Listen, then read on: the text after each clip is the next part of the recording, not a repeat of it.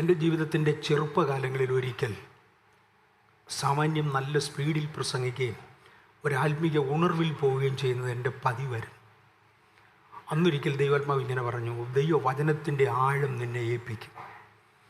ഞാൻ അറിഞ്ഞോ അറിയാതെയോ ദൈവവചനം ഒരു 60 പ്രാവശ്യത്തോളം വായിച്ചു തീർക്കുവാൻ മലയാള വേദപുസ്തകം, ബൈബിൾ സൊസൈറ്റി ഓഫ് ഇന്ത്യയുടെ മലയാള വേദപുസ്തകം ആദ്യം മുതൽ അവസാനം വരെ ആദ്യത്തെ പേജിൽ സത്യവേദ പുസ്തകം എന്ന കവർ പേപ്പറിൽ എഴുതിയിരിക്കുന്നത് മുതൽ അവസാനത്തെ കവർ പേപ്പറിൽ പ്രിൻ്റഡ് അറ്റ് മഹാത്മാഗാന്ധി റോഡ് എന്നെഴുതിയിരിക്കുന്നത് വരെ കവർ ടു കവർ 60 പ്രാവശ്യം എങ്കിലും വായിച്ചു തീർക്കാൻ കർത്താവ് കൃപ ചെയ്തു.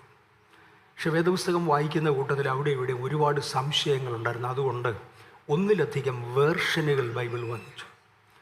കത്തോലിക്ക വേദപുസ്തകം, മാണിക്കത്തനാരുടെ വേദപുസ്തകം, അത് യാക്കോബയ സഭ ഔദ്യോഗികമായി സ്വീകരിച്ചതാണ്, മുതലായി പലതു മുതൽ ഏറ്റവും അവസാനം KP യോഹന്നാന് കൊണ്ടുവന്ന ട്രാൻസ്ലേഷൻ വരെ 7 വ്യത്യസ്ത തർജ്ജിമകൾ മലയാളത്തിൽ എൻ്റെയിലുണ്ട്.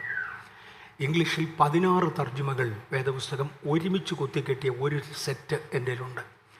ഇതെല്ലാം വായിക്കുന്നതോടുകൂടി ഇതിൻ്റെ അർത്ഥവ്യാപ്തി കൂടുതൽ മനസ്സിലാകാൻ തുടങ്ങി.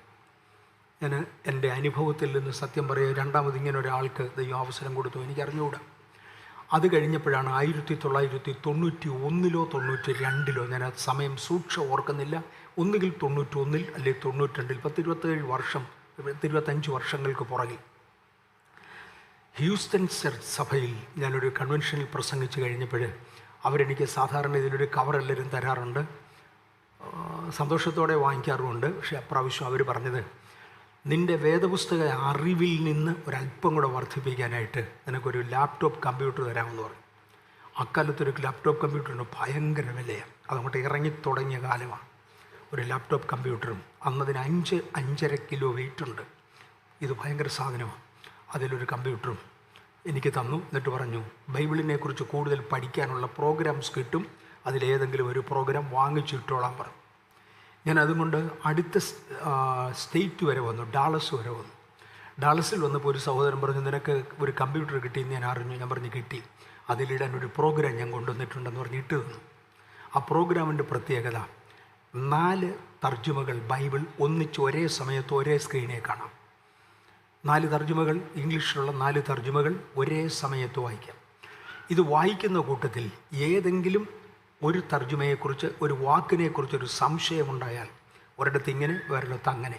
ഉദാഹരണത്തിന് ഞാൻ സാധാരണ ഉപയോഗിക്കുന്ന ഉദാഹരണം അതാ, എഫേസിൽ പാർത്തു വന്ന ശാസ്ത്രജ്ഞന്മാരുടെ കൂറുകളാവിത് എന്ന് മലയാള വേദപുസ്തകത്തിലൊരു പ്രയോഗമുണ്ട്. എഫേസിലിയോ അല്ല, എബ്ബേസ് എന്ന് പറയുന്ന ഒരു മനുഷ്യനെക്കുറിച്ച് നമുക്കറിയാം. ഒരു ശപിക്കപ്പെട്ട മനുഷ്യൻ, അമ്മ ശപിച്ചതാണ് ജനനത്തിങ്കിലെ. ആ പുള്ളി ദൈവത്തോട് പോയി പേര് മാറ്റാൻ ആവശ്യപ്പെട്ടു, പേരൊന്നും മാറ്റിയില്ല. പക്ഷെങ്കിൽ എബ്ബേസിൻ്റെ പേരിൽ, എബ്ബേസ് അങ്ങോട്ട് വളർച്ച, പിന്നത്തേതിൽ അവൻ്റെ പേരിൽ ഒരു പട്ടണം ഉണ്ടായി. അങ്ങനെയാണ് ദൈവം ഒരുത്തനെ അങ്ങോട്ട് ശാപത്തിൽ നിന്ന് അഴിച്ചെടുത്താൽ അവൻ്റെ പേരിലൊരു പട്ടണം ഉണ്ടായി. ആ പട്ടണത്തിൽ പാർത്തു വന്ന ശാസ്ത്രജ്ഞന്മാരുടെ കൂറുകളാവിത് എന്ന് പറഞ്ഞ് മലയാള വേദപുസ്തകത്തിൽ എഴുതിയിട്ടുണ്ട്. ഇംഗ്ലീഷിലെ കിങ് ജെയിംസ് വേർഷനിൽ എഴുതിയിരിക്കുന്നത്, എബ്ബേസിൽ താമസിച്ചു വന്നത് ഒരു കൂട്ടം എഴുത്തുകാരാണ്. ശരി, വേറൊരു തർജ്ജമയിൽ അവിടെ പാട്ടുകാരാണ് താമസിച്ചിരുന്നത്. അപ്പോൾ ഇതിലേതാ സത്യം? എല്ലാം സത്യവേദ പുസ്തകമാണ്. ഇതിലേതാ സത്യം അറിയണമെന്ന് എനിക്ക് ആശയമുണ്ടായിരുന്നു. ഞാൻ ഉദാഹരണം പറഞ്ഞതാണ്.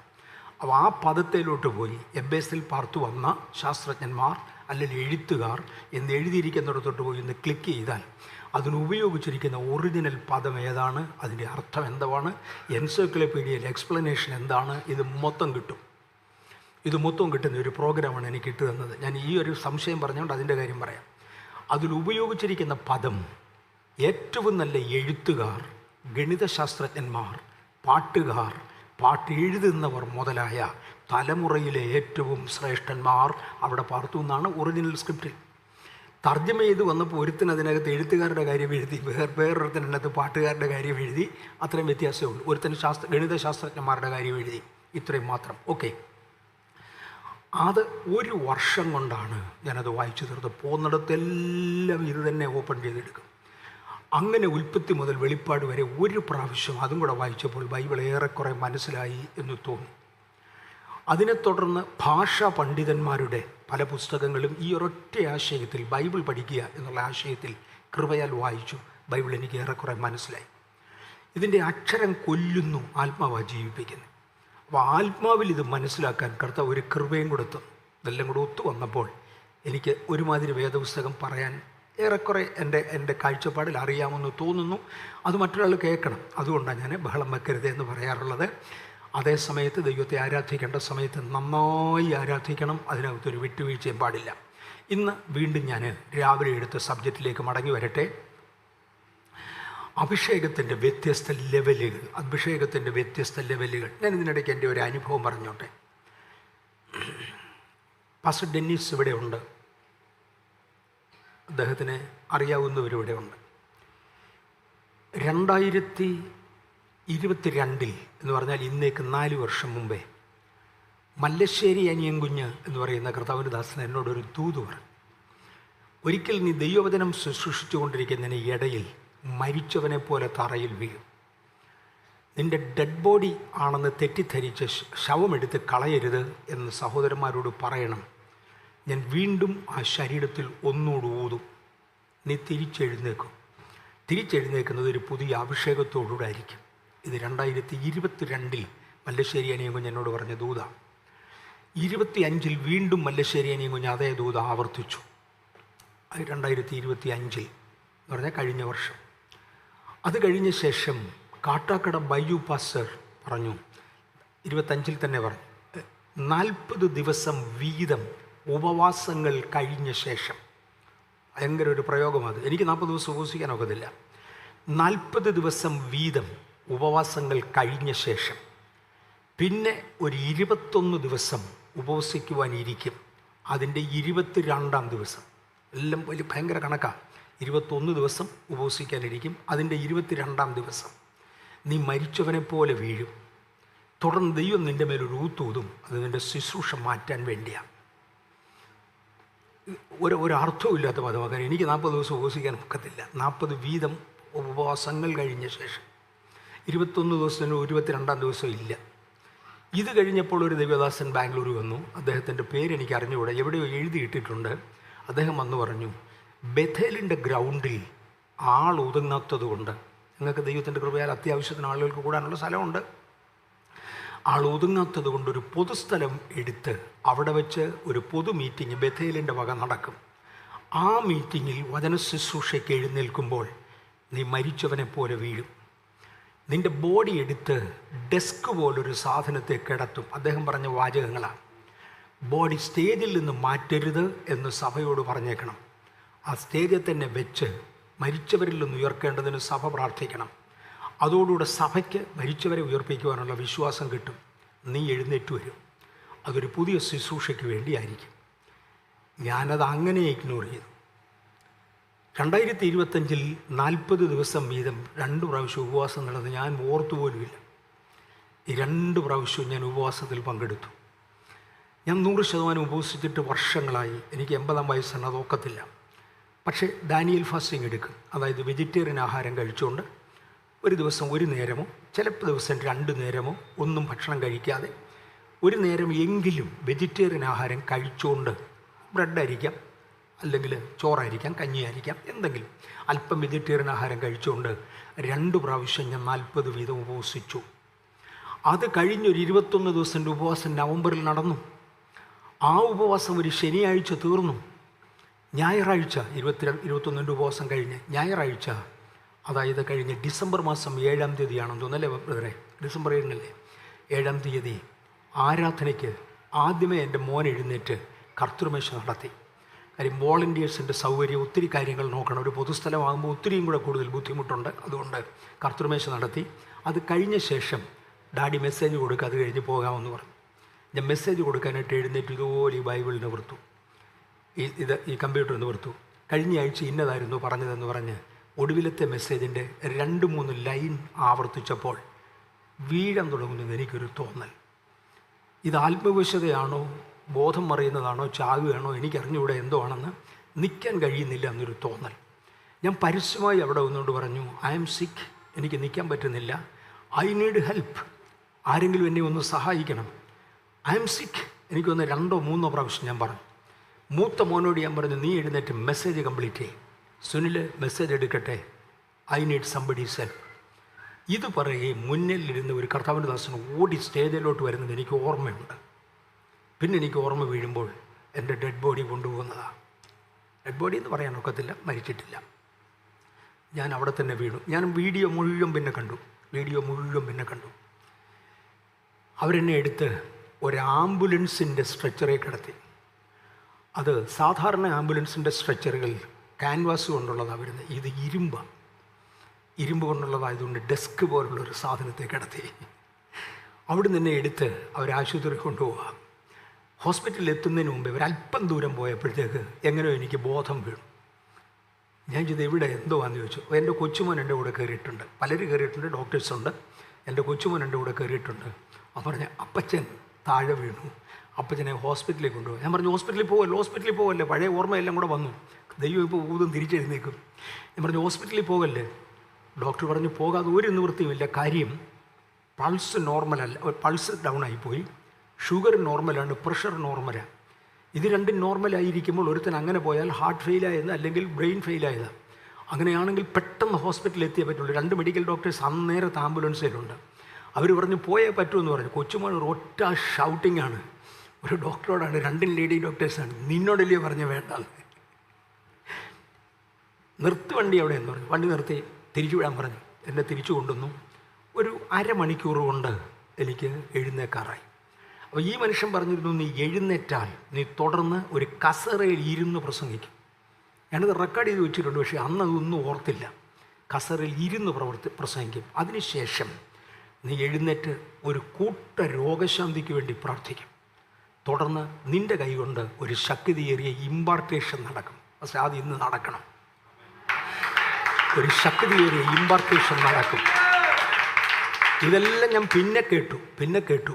എൻ്റെ മൊബൈലിൽ കിടപ്പുണ്ട്. എന്തായാലും എഴുന്നേക്കാറാകുന്ന സമയത്ത് ഞാൻ പറഞ്ഞു എനിക്ക് ചർച്ച തിരിച്ചു കയറണം. ഞാൻ തിരിച്ചു വന്നു. സഹോദരന്മാർ 2-3 പേരെന്നെ പിടിച്ചിട്ടുണ്ട്. എൻ്റെ തലയിൽ ഇതൊക്കെ ഉണ്ടായിരുന്നു. ഇതെല്ലാം വീഴ്ച അവിടെ തെറിച്ചു പോയി. എങ്ങോട്ട് പോയെന്ന് അറിയത്തില്ല. ഒരു മൈക്ക് ആരോ ഒരാൾ പിടിച്ചു തന്നു. കൊച്ചുമോൻ വിടാതെ അവൻ തന്നെ എന്നെ 2 കൈ കൊണ്ടും പിടിച്ചിട്ടുണ്ടായിരുന്നു, താഴെ വീഴാതെ. സഹോദരന്മാരിൽ ചിലരെൻ്റെ വയറെ കെട്ടിപ്പിടിച്ചു. എല്ലാം കൂടെ ഇരുന്നുകൊണ്ട് ഒരു കൂട്ട രോഗശാന്തിക്ക് വേണ്ടി പ്രാർത്ഥിച്ചു. അന്ന് ഞങ്ങൾ പ്രാർത്ഥിച്ചത് വേറൊരു ശൈലിയിലായിരുന്നു. ഞാൻ പറഞ്ഞു ആദ്യമേ ഞാൻ ഇമ്പാർട്ടേഷന് വേണ്ടി പ്രാർത്ഥിക്കാൻ പോവാം. കാര്യം ഞാനങ്ങ് ചാകുകയാണെങ്കിൽ പോകുന്നതിന് മുമ്പേ ഈ ശുശ്രൂഷ വേറൊരാൾ ചെയ്യണമല്ലോ. അതുകൊണ്ട് ഇമ്പാർട്ടേഷന് വേണ്ടി ആദ്യം പ്രാർത്ഥിക്കാം.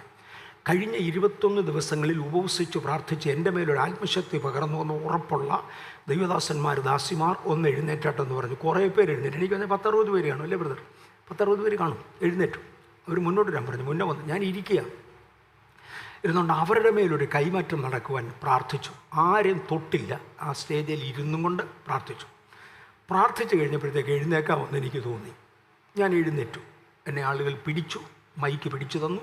എഴുന്നേറ്റ് നിന്നുകൊണ്ട് ഞാനിങ്ങനെ പറഞ്ഞു, ഈ അയിലുകൾ, കസേരകൾക്കിടയ്ക്കൂടെ കിടക്കുന്ന ഈ നടക്കാനുള്ള ഗ്യാപ്പിനെയാണ് അയിലെന്ന് വിളിക്കുന്നത്. ഈ അയിലുകളിലൂടെ ഈ മുന്നിൽ വന്ന ദൈവദാസന്മാർ നടന്നു പോയാട്ട് രോഗികളായവർ, കണ്ണിന് കാഴ്ച കുറവുള്ളവർ, ചെവിക്ക് കേൾവി കുറവുള്ളവർ, ശരീരത്ത് മുഴയുള്ളവർ, ഇങ്ങനെ വിസിബിളായ രോഗങ്ങളുള്ളവർ കസേരകളിൽ 2 സൈഡിലായിട്ട് ഈ അയിലിനോട് ചേർന്ന് വന്നാട്ടെ, നിങ്ങൾ ആരെയും തൊടണ്ട, ഇവിടെ മുതൽ അങ്ങേ അറ്റം വരെ നടക്കാൻ പറഞ്ഞു. അവർ നടന്നു. ഞാൻ എഴുന്നേറ്റ് നിന്നുകൊണ്ട് തന്നെ അവർക്ക് തിരിച്ചു വരാൻ പറഞ്ഞു. അവർ തിരിച്ചു വന്നു. പറഞ്ഞു നിങ്ങളിനി മാറാം. എന്നിട്ട് ആരും തൊട്ടിട്ടില്ല. പക്ഷേ ഇവർ നടന്നതേ ഉള്ളൂ. നിഴൽ വീഴുന്ന രോഗികളെന്ന് ബൈബിളിൽ പറയുന്നല്ലോ. അവിടെയെങ്കിലും നിഴലില്ലായിരുന്നു, മൊത്തം പകലാണ്, അന്ന് ലൈറ്റുണ്ട്, നിഴലില്ല. പക്ഷെ നിങ്ങൾ അടുത്തൂടെ പോയപ്പോൾ എത്ര രോഗികൾ സൗഖ്യമായി എന്ന് കാണാൻ. ഇപ്പോൾ സൗഖ്യമായവരെന്ന് എഴുന്നേക്കാൻ പറഞ്ഞു. ഒരു 100ഓളം പേര് എഴുന്നേറ്റു. ഒരൊറ്റ ഇമ്പാർട്ടേഷൻ. ഇതിനിടയ്ക്ക് ആ ഉപവാസത്തിന് ഇടയിൽ പരിശുദ്ധാത്മാവ് എന്നോട് പറഞ്ഞു, ബഥേലിന് വേണ്ടി ഉള്ള നിൻ്റെ കടപ്പാടായി നീ ചെയ്യേണ്ടത് ചെയ്തു. ഇനിയും നീ ഭാരതത്തിൽ പല ഇടങ്ങൾക്ക് വേണ്ടി പ്രയോജനപ്പെടണം എന്നോട് പറഞ്ഞു. ഞാൻ പരസ്യമായിട്ട് സഭയോട് പറഞ്ഞു, ബഥേലിന് വേണ്ടി ചെയ്യുവാൻ ദൈവം ഏൽപ്പിച്ച് ഞാൻ ചെയ്തു. ദൈവത്തിൻ്റെ കരുണയാൽ ഇത് ഇൻ്റർനെറ്റിലുണ്ട്. എനിക്കത് സന്തോഷമില്ല. എങ്കിലും പ്രതീക്ഷിച്ചതിനേക്കാൾ കൂടുതലൊക്കെ നടന്നു. 22 അംഗങ്ങളുണ്ടായിരുന്ന സഭയിൽ ഇന്ന് 22,000 ഉണ്ട്. 1000 ഇരട്ടി വളർന്നു. ഞങ്ങൾക്ക് സ്വന്തമായി ഒന്നുമില്ലായിരുന്നു. ഒരു ആഴ്ചയിലെ സ്തോത്ര കാഴ്ചയിൽ 7.5 രൂപയ്ക്ക് താഴെ വരുമാനമുണ്ടായിരുന്ന സഭയിൽ ഇന്ന് കോടികൾ മിച്ചമുണ്ട്. ഞങ്ങൾക്കൊരു 40 അടിയുടെ 40 അടി 60 അടിക്കുള്ള ഒരു കൊച്ചു സൈറ്റ്, അതും സ്വന്തം പേരിലൊന്നും അല്ല, അതിനകത്ത് ആരാധിച്ചവർക്ക് ഒത്തിരി ഏക്കറുകൾ കർത്താവ് തന്നു. 10-15 ഏക്കർ ആ പട്ടണത്തിനകത്ത് തന്നു. ബഥേലിനെക്കുറിച്ച് ഞാൻ പ്രതീക്ഷിച്ചതിനേക്കാൾ കൂടുതൽ ദൈവം ചെയ്തു. എൻ്റെ കടമ തീർന്നു എന്നുള്ള സത്യം. അതിൻ്റെ അർത്ഥം ഞാൻ പോകുന്നല്ല, മരിക്കുന്നത് വരെ ആരോഗ്യമുള്ളിടത്തോളം ബഥേലിൽ തന്നെ ശുശ്രൂഷിക്കണം, അല്ലേ അവരെന്നെ എടുത്ത് കളയണം എന്നെനിക്ക് താല്പര്യമുണ്ട്. ബഥേലിൽ ഞാൻ തുടരും. അതേ സമയത്ത് തന്നെ ഭാരതത്തിനു വേണ്ടി ചിലത് ചെയ്യുവാൻ എനിക്ക് താല്പര്യമുണ്ട്. ഞാൻ ഇന്ത്യയുടെ പല സ്റ്റേറ്റുകളിലും യാത്ര ചെയ്ത് ഒരു ഇമ്പാർട്ടേഷന് വേണ്ടി, ഒരു പൈശാചിക ശക്തികളെ ശാസിക്കാൻ വേണ്ടി പരിശ്രമിക്കും എന്ന് പറഞ്ഞു. അതിനുശേഷം ഞാൻ പലയിടത്തും യാത്ര ചെയ്തു. ആ കൂട്ടത്തിലൊരു യാത്രയായിട്ട് ഇത് കണക്കാക്കിക്കോ, ഇവിടെയും വന്നു. ഇന്ന് രാവിലെ ഞാൻ പറഞ്ഞു, ദൈവാത്മാവ് എന്നോട് പറഞ്ഞത്, തലമുറകളായി നിലനിൽക്കുന്ന ചില ശാപങ്ങൾ പൊട്ടത്തക്കവണ്ണം ദാവീദിൻ്റെ മേൽ ശക്തിയേറിയ ഒരു അഭിഷേകം പകർന്നതുപോലെ ഒരു അഭിഷേകത്തിൻ്റെ പകർച്ച. ഞാൻ അഭിഷേകത്തെക്കുറിച്ച് ദൈവം എന്നെ ഏൽപ്പിച്ച് ഒരു മെസ്സേജ് പ്രിപ്പയർ ചെയ്തു. കർത്താവിൻ്റെ ദാസനോട് എന്ത് വേണമെന്ന് ചോദിച്ചപ്പോൾ അഭിഷേകത്തെ കുറിക്കുന്നത് പറയാൻ പറഞ്ഞു. കൃത്യം എൻ്റെ ഉണ്ട്, ഞാൻ വരാമെന്ന് പറഞ്ഞ് വന്നിരിക്കുക. ഇന്ന് രാവിലത്തെ സെക്ഷന് ഞാൻ തൊട്ടു. അന്യഭാഷ സംസാരിക്കുന്നത് കൊണ്ട് അഭിഷേകമെന്ന് നമ്മൾ പറയുമെങ്കിലും സത്യമാണ്, അഭിഷേകം തന്നെയാണ്. പക്ഷേ ആ ലെവലിൽ കഴിഞ്ഞ് അതിനടുത്തൊരു ലെവലുണ്ട്, മറ്റൊരു ലെവലിലേക്ക് നമ്മൾ മാറാൻ. അങ്ങനെയാണ് പരിശുദ്ധാത്മാവിൻ്റെ അഭിഷേകത്തിൻ്റെ വ്യത്യസ്ത ലെവലുകൾ എന്ന ആശയമാണ് നമ്മൾ തൊട്ടുകൊണ്ടിരിക്കുന്നത്. ഞാൻ പറഞ്ഞു, അതിൻ്റെ ഒന്നാമത്തെ ലെവൽ ഒരുത്തനെ അഭിഷേകത്തിന് വേണ്ടി ഇയർമാർക്ക് ചെയ്ത് മാറ്റുക, ഒരുത്തനെ വേർതിരിക്കുക. ആ വേർതിരിക്കുന്നതിൻ്റെ അടയാളമായി അന്യഭാഷയൊക്കെ കാണും. ആ അന്യഭാഷയോടുകൂടെ അത് ഒരു അഭിഷേകത്തിൻ്റെ ആരംഭം മാത്രമാണ്. അതുകൊണ്ട് കാര്യമായിട്ട് ഒന്നും ആയില്ല. അത് കാര്യമായിട്ട് എന്തെങ്കിലും ചെയ്യണമെങ്കിൽ അടുത്ത ലെവലുകളിലേക്ക് വരണം. അങ്ങനെ ഒന്നാം ലെവൽ ഒരുത്തനെ ഇയർമാർക്ക് ചെയ്യാൻ, നിയമിച്ച് വേർതിരിക്കുക. ദാവീദിനെ നിയമിച്ച് വേർതിരിച്ചു. ഇസ്രയേലിന് രാജാവാകാൻ വേണ്ടിയാണ്, ഇസ്രയേലിൽ ദൈവത്തിൻ്റെ രാജാവാകാൻ വേണ്ടിയാണ് ദൈവം തെളിച്ചത്. അതൊന്നും ആയില്ല. അവിടെ അഭിഷേകം തൈലം തൻ്റെ മേൽ വീണു. ഒരൊറ്റ പകർച്ചയായിരുന്നു, 1.5 ലിറ്റർ എണ്ണ കൊണ്ടൊരു അഭിഷേകം. ഇത് കഴിഞ്ഞ് ഇയാൾ പിന്നെയും പഴയ പോലെ ആട് തീറ്റാൻ പോവുകയായിരുന്നു. അഭിഷേകം വന്ന ഉടനെ അഭിഷേകം പ്രായോഗികമാകുകയല്ല, പക്ഷേ ഒരു അഭിഷേകത്തിൻ്റെ ചിഹ്നം അദ്ദേഹത്തെ വേർതിരിച്ചയച്ചു. യേശുവിൻ്റെ കാര്യം ഞാൻ എടുത്തു. യേശുവിനെ യോർദാൻ നദിയിൽ വെച്ചാണ് ദൈവം അഭിഷേകം ചെയ്യുന്നത്. ഇവൻ എൻ്റെ പ്രിയപുത്രൻ എന്ന പ്രസ്താവന അവിടെയാണ്. പക്ഷെ പെട്ടെന്ന് അത്ഭുതം ചെയ്യാൻ അല്ല പോയത്, മരുഭൂമിയിൽ ഉപവസിക്കാൻ പോകായിരുന്നു. ആ ഉപവസിക്കുന്ന ദിവസങ്ങളിൽ അവൻ വന്യമൃഗങ്ങളോട്, കാട്ടുമൃഗങ്ങളോടുകൂടെ ആയിരുന്നു എന്നൊരു പദമുണ്ട്. എന്ന് പറഞ്ഞാൽ അതുപോലുള്ള പൈശാചിക ശക്തികളുടെ നടുവിലായിരുന്നു തന്നെ ഇടം വലം ശോധന ചെയ്യുകയായിരുന്നു. അഭിഷേകം തെളിയിക്കപ്പെട്ട ശേഷമാണ് പ്രയോജനപ്പെട്ടത്. 3, മോശയെ ദൈവം അഭിഷേകം ചെയ്തു. അഭിഷേകം ചെയ്ത ശേഷം നേരെ കൊട്ടാരത്തിലേക്ക് പോകുകയായിരുന്നില്ല. ഒരുപാട് പ്രതികൂലങ്ങൾ സഹിച്ചു പോയി. ജോസഫ് ഇന്ന് തൊടാൻ ആഗ്രഹിച്ചതിൽ ഒരാളാണ്, ഇന്ന് വൈകിട്ട് തൊടാൻ ആഗ്രഹിച്ചതിൽ ഒരാളാണ് ജോസഫിൻ്റെ 17-ാമത്തെ വയസ്സിലാണ് അഭിഷേകം. എന്ന് പറഞ്ഞാൽ അപ്പൻ അദ്ദേഹത്തെ കൊള്ളാവുന്ന മകനായി കണ്ടു, അവനൊരു പുതിയ കുപ്പായം കൊടുത്തു, അവനെ ഏറ്റവും മാന്യനായി അംഗീകരിച്ചു. നേരെ അവൻ ഭരണത്തിന് വേണ്ടി കൊട്ടാരത്തിൽ കയറുക അല്ലായിരുന്നു, അവന് വെളിപ്പാടുണ്ടായിരുന്നു. പക്ഷേ അതിന് പകരം അവന് പൊട്ടക്കുഴിയിലോട്ടാണ് മാറിയത്. ഒരു ട്രെയിനിങ് പീരീഡിലൂടെ പോയി. ഒരു ട്രെയിനിങ് പീരീഡ്. എന്തിനാണ് ഈ ട്രെയിനിങ് പീരീഡ്? ശക്തിയേറിയ ഒരു അഭിഷേകം ഞാൻ വഹിക്കേണ്ടതിന്, എൻ്റെ തോളുകളെ ബലപ്പെടുത്തണമെങ്കിൽ അത് ട്രെയിൻ ചെയ്തേ പറ്റത്തുള്ളൂ. അതിനുവേണ്ടി അഭിഷേകത്തിൻ്റെ ലെവലുകളെക്കുറിച്ച് പറഞ്ഞപ്പോൾ ഞാൻ പറഞ്ഞായിരുന്നു, ഇവിടെ പറഞ്ഞെന്ന് എനിക്ക് തോന്നുന്നു. സ്കൗട്ട് ഡിഫൻസിൻ്റെ ഭാഗമാണ് പറഞ്ഞായിരുന്നു രാവിലെ പറഞ്ഞു. സ്കൗട്ട് ഡിഫൻസിൻ്റെ ഭാഗമാണ്. അതിനേക്കാൾ ഉയർന്നത് NCC ഡിഫൻസിൻ്റെ ഭാഗമാണ്. അതിനേക്കാൾ ഉയർന്നത് പോലീസ് ഡിഫൻസിൻ്റെ ഭാഗമാണ്. അതിനേക്കാൾ ഉയർന്നത് CRP, അതിനേക്കാൾ ഉയർന്നതാണ് ആർമി, അതിനേക്കാൾ ഉയർന്നതാണ് എയർഫോഴ്സ്. ഇങ്ങനെ വ്യത്യസ്ത ലെവലുകൾ. പട്ടാളത്തിൻ്റെ എല്ലാ ലെവലിലും വെച്ച് കുറച്ച് കമാൻഡോസിനെ ട്രെയിൻ ചെയ്തെടുക്കും. VVIPക്ക് കാവൽ കൊടുക്കുവാൻ പല കാര്യങ്ങൾക്ക് വേണ്ടി കമാൻഡോസിനെ കാവലെടുക്കും. കമാൻഡോസും പട്ടാളക്കാരാണ്, പക്ഷേ അവരുടെ ലെവൽ വേറെയാണ്. ഇതുപോലെ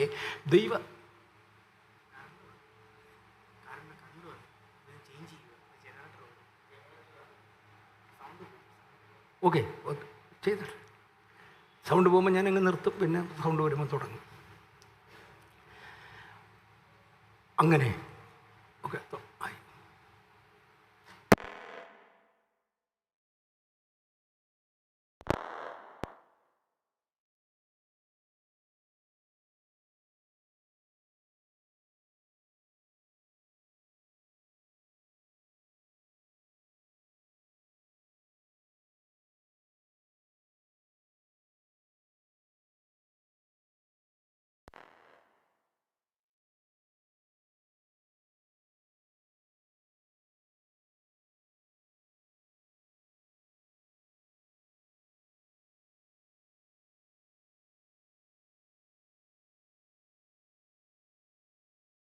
പറഞ്ഞാൽ ആർക്കും ഓക്കെ, ഞാൻ വെറുതെ പറഞ്ഞാൽ ആർക്കും കേൾക്കത്തില്ല, ശബ്ദം ഉണ്ടെങ്കിലേ പറ്റൂ. ഒരു കമാൻഡോയുടെ ലെവൽ സ്കൗട്ടുകാരൻ്റെ ലെവലല്ല, പട്ടാളക്കാരൻ്റെ ലെവലല്ല. ഇതുപോലെ അഭിഷേകത്തിലും വ്യത്യസ്ത ലെവലുകളുണ്ട്. അഭിഷേകത്തിൽ ദൈവം ഒരുവനെ ഇയർ മാർക്ക് ചെയ്ത് കഴിഞ്ഞാൽ ആ വ്യക്തിയുടെ ഒരു കടമയുണ്ട്. അവൻ്റെ കടമ നിർവഹിച്ചേ പറ്റൂ. അവൻ്റെ ശരീരത്തെ വിശുദ്ധിക്ക് വേണ്ടി ഏൽപ്പിക്കണം. കോൺസിക്രേഷൻ ഓഫ് ദ ലൈഫ്, വ്യക്തി ജീവിതത്തെ സമർപ്പിച്ചു കൊടുക്കണം. അതിനകത്ത് ശരീരത്തെ വിശുദ്ധിയിൽ സൂക്ഷിക്കണം, ഹൃദയത്തെ വിശുദ്ധിയിൽ സൂക്ഷിക്കണം, ചിന്താമണ്ഡലത്തെ വിശുദ്ധിയിൽ സൂക്ഷിക്കണം. ഇവ വിശുദ്ധിയിൽ സൂക്ഷിച്ചെങ്കിൽ മാത്രമേ അഭിഷേകത്തിന് വളരാനൊക്കത്തുള്ളൂ. ഇല്ലെങ്കിൽ അഭിഷേകത്തിന് വളരാനൊക്കത്തില്ല. അത് നമ്മുടെ കടമയാണ്, നമ്മൾ ചെയ്യണം. രണ്ടാമത്തെ ലെവൽ ടെസ്റ്റിംഗ് ലെവൽ എന്ന് പറയും.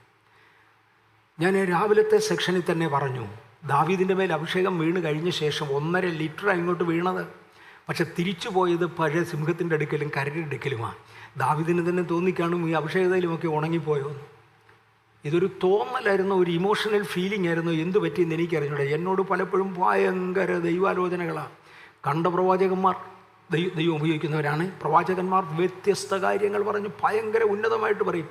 പക്ഷെ തിരിച്ചൊരുത്തം ചീത്ത വിളിക്കാൻ വരുമ്പോൾ ഇതെല്ലാം എങ്ങോട്ട് പോയെന്ന് കണ്ടില്ല. ഇതെല്ലാം അഭിഷേകം ചുമ്മായിരുന്നു, തോന്നലായിരുന്നു. അയാൾ തോന്നൽ പറഞ്ഞതാണോ, പ്രവാചകൻ കള്ളത്തരം പറഞ്ഞതാണോ, എന്നന്ന് ഒരു പിടിയുമില്ല. ഒരു ഇമോഷണൽ ഫീലിംഗ് ആയിരുന്നു, അതൊരു തോന്നൽ. സത്യത്തിൽ ടെസ്റ്റിംഗ് പീരീഡാണ്. കാഴ്ചയാണോ വിശ്വാസമാണോ വലുത്? ദൈവം എന്നോട് പറഞ്ഞിത് നടക്കുമെന്ന്, പക്ഷെ കാണുന്നതല്ല. ഈ ടെസ്റ്റിംഗ് പീരീഡിൽ എത്രയും വിശ്വസിക്കും അത്രയും വലിപ്പമുള്ളതായിരിക്കും ഏൽപ്പിക്കുന്നത്. ദൈവം 100 പേരെ ടെസ്റ്റ് ചെയ്താൽ ഒരുത്തന് 100 മാർക്കും വേറൊരുത്തന് 50 മാർക്കും പിന്നൊരുത്തന് 10 മാർക്കുമായിരിക്കും കിട്ടുന്നത്.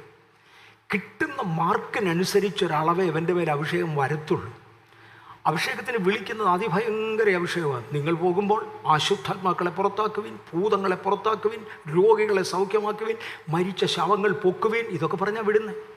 ശവക്കല്ലറുകളോട്ട് പോയി ഒരൊറ്റ വിളി ഞാൻ വിളിക്കും, മൊത്തം എണ്ണത്തെയും കൊണ്ടേ പോകത്തുള്ളൂ എന്ന് പറഞ്ഞാൽ ഇവിടുന്ന് പോകുന്നത്. ചെന്ന് വിളിച്ച് കഴിയുമ്പോഴേ മനസ്സിലാകുന്ന അഭിഷേകം ഉണങ്ങിപ്പോയി, എൻ്റെ എങ്ങും ഒന്നുമില്ല. കാര്യം എൻ്റെ ടെസ്റ്റിൽ ഞാൻ എത്രയും വിജയിക്കും അത്രയും വലിപ്പമുള്ള ഒരു അഭിഷേകം തരും. ഞാൻ ഒരു പ്രവചനത്തിന് വേണ്ടി പാസ്റ്റർ കെ രഞ്ജിത്തിനെ ആശ്രയിക്കും, അതുപോലെ പലരെ ആശ്രയിക്കും. കാര്യം അവർ വിശ്വസിച്ച അത്രയും, അവർ തെളിയിച്ച അത്രയും എൻ്റെ ടെസ്റ്റിൽ തെളിയിക്കാൻ എനിക്ക് കഴിഞ്ഞില്ല. അതുകൊണ്ട് അത്രയും എൻ്റെ തന്നിട്ടില്ല. ഞാൻ പിന്നെ ഏൽപ്പിക്കപ്പെടുകയാണ്. കർത്താവേ, എന്നെ ഏൽപ്പിക്കണം. എൻ്റെ ടെസ്റ്റിൽ അവിടെ വെച്ചാൽ തീരുമാനിക്കുന്നത്, അവിടെ തന്നെയല്ല, അവിടെ ആണ് പ്രധാനമായിട്ടും. ആ ടെസ്റ്റിൽ എത്ര മാർക്ക് സ്കോർ ചെയ്യുന്നു അതിനനുസരിച്ചായിരിക്കും നാളത്തേതിൽ അഭിഷേകം വരുന്നത് എന്ന് ഓർപ്പിക്കട്ടെ. രണ്ടാമത്തെ ലെവൽ ടെസ്റ്റിംഗ് ലെവലാണ്. ആ ടെസ്റ്റിൽ തോൽക്കരുത്. 17-ാമത്തെ വയസ്സിൽ ജോസഫിനെ അഭിഷേകം ചെയ്തു. ജോസഫിനോട് പറഞ്ഞു, നിൻ്റെ 12 സഹോദരന്മാരും അപ്പനും അമ്മയും, അങ്ങനെ 11 സഹോദരന്മാരും അപ്പനും അമ്മയും, അങ്ങനെ 13 പേര് നിന്നെ കുമ്പിടും. ഇതാണ് അദ്ദേഹത്തിൻ്റെ കാഴ്ചപ്പാട്. ചെന്ന് കിടക്കുന്നത് പൊട്ടക്കുഴിയിലോട്ട്. ഞാൻ സാധാരണ എല്ലായിടത്തും പറയാറുണ്ട്, പൊട്ടക്കുഴി കിടന്നുകൊണ്ട് മുകളിലോട്ട് നോക്കുമ്പോൾ കാണാൻ ഭയങ്കര രസമാണ്. വലിയ കിണറിനകത്ത് ഇറങ്ങുന്നവരങ്ങനെ ഇറങ്ങിയിട്ടുണ്ടെങ്കിൽ, സഹോദരന്മാരിൽ ആരെങ്കിലും വലിയ കിണറിനകത്ത് ഇറങ്ങിയിട്ടുണ്ടെങ്കിൽ താഴെ കിടന്ന് മുകളിലോട്ട് നോക്കുമ്പം കാണാം ആകാശം ഒരു വട്ടത്തിൽ. ഇതാണ് ജോസഫ് കാണുന്നത്. ഞാനായിരുന്നെങ്കിൽ എഴുന്നേറ്റ് നിന്ന് എൻ്റെ തല ഇടം വരെ ഇടിച്ച് ഞാൻ ചത്തേനെ. കാര്യം എന്നെ ഇതിനകത്ത് ഇട്ടത് എൻ്റെ സ്വന്തം സഹോദരന്മാരാണ്. എൻ്റെ അപ്പനും എൻ്റെ അമ്മയും എൻ്റെ സ്വന്തം സഹോദരന്മാരും എൻ്റെ ഭാര്യയും എൻ്റെ മക്കളും യവന്മാർ. ഞാൻ എൻ്റെ കാര്യം പറയാം, ഇവന്മാരാണോ എന്നെ തള്ളിയത്? അങ്ങനെയാണെങ്കിൽ ഇനി ജീവിച്ചിട്ട് കാര്യമില്ല. ഒരുമാതിരി രക്ഷിക്കപ്പെടാത്തവരാണെങ്കിൽ മണ്ണെണ്ണ ഒഴിച്ച് തീ കത്തിക്കും, അല്ലാത്തവൻ കെട്ടിയാലും. ഞാനാണെങ്കിൽ കുറഞ്ഞ വർഷം പൊട്ടക്കിണറ്റിനകത്ത് കിടന്ന് എൻ്റെ തലയിട്ട പാറയിലെല്ലാം ഇടിക്കും. ഇതിനിടയ്ക്ക് പൊട്ടക്കിണർ എന്നുള്ള പദത്തിന് PG വർഗീസ് പാസ്റ്റർ തന്നിട്ടുള്ളൊരു എക്സ്പ്ലനേഷൻ ഉണ്ട്. അദ്ദേഹം പറഞ്ഞു, മിഡിൽ ഈസ്റ്റിൽ സാധാരണഗതിയിൽ ഒത്തിരി ആഴത്തിൽ ചെന്നാലേ വെള്ളം കാണത്തുള്ളൂ. അവിടെ ഒരു കിണർ പൊട്ടക്കിണറാണെന്ന് പറഞ്ഞ് തള്ളണമെങ്കിൽ ഏറ്റവും കുറഞ്ഞത് 1000 അടി താഴ്ച കാണും. നമ്മളെ ഈ 40 അടിയിലും 50 അടിയിലും ഒരു കിണറിനകത്ത് വെള്ളമില്ലെങ്കിൽ പൊട്ടക്കിണറാണെന്നും പറഞ്ഞ് തള്ളുന്നത്. മിഡിൽ ഈസ്റ്റിൽ അതല്ല. ഇയാൾ കിടക്കുന്ന മിഡിൽ ഈസ്റ്റിലാണ്. മിഡിൽ ഈസ്റ്റിൽ വെള്ളം ആഴത്തിലേ ഉള്ളൂ. അതുകൊണ്ട് കുറഞ്ഞ പക്ഷം 500 അടി താഴ്ചയിലാണ് കിടക്കുന്നത്.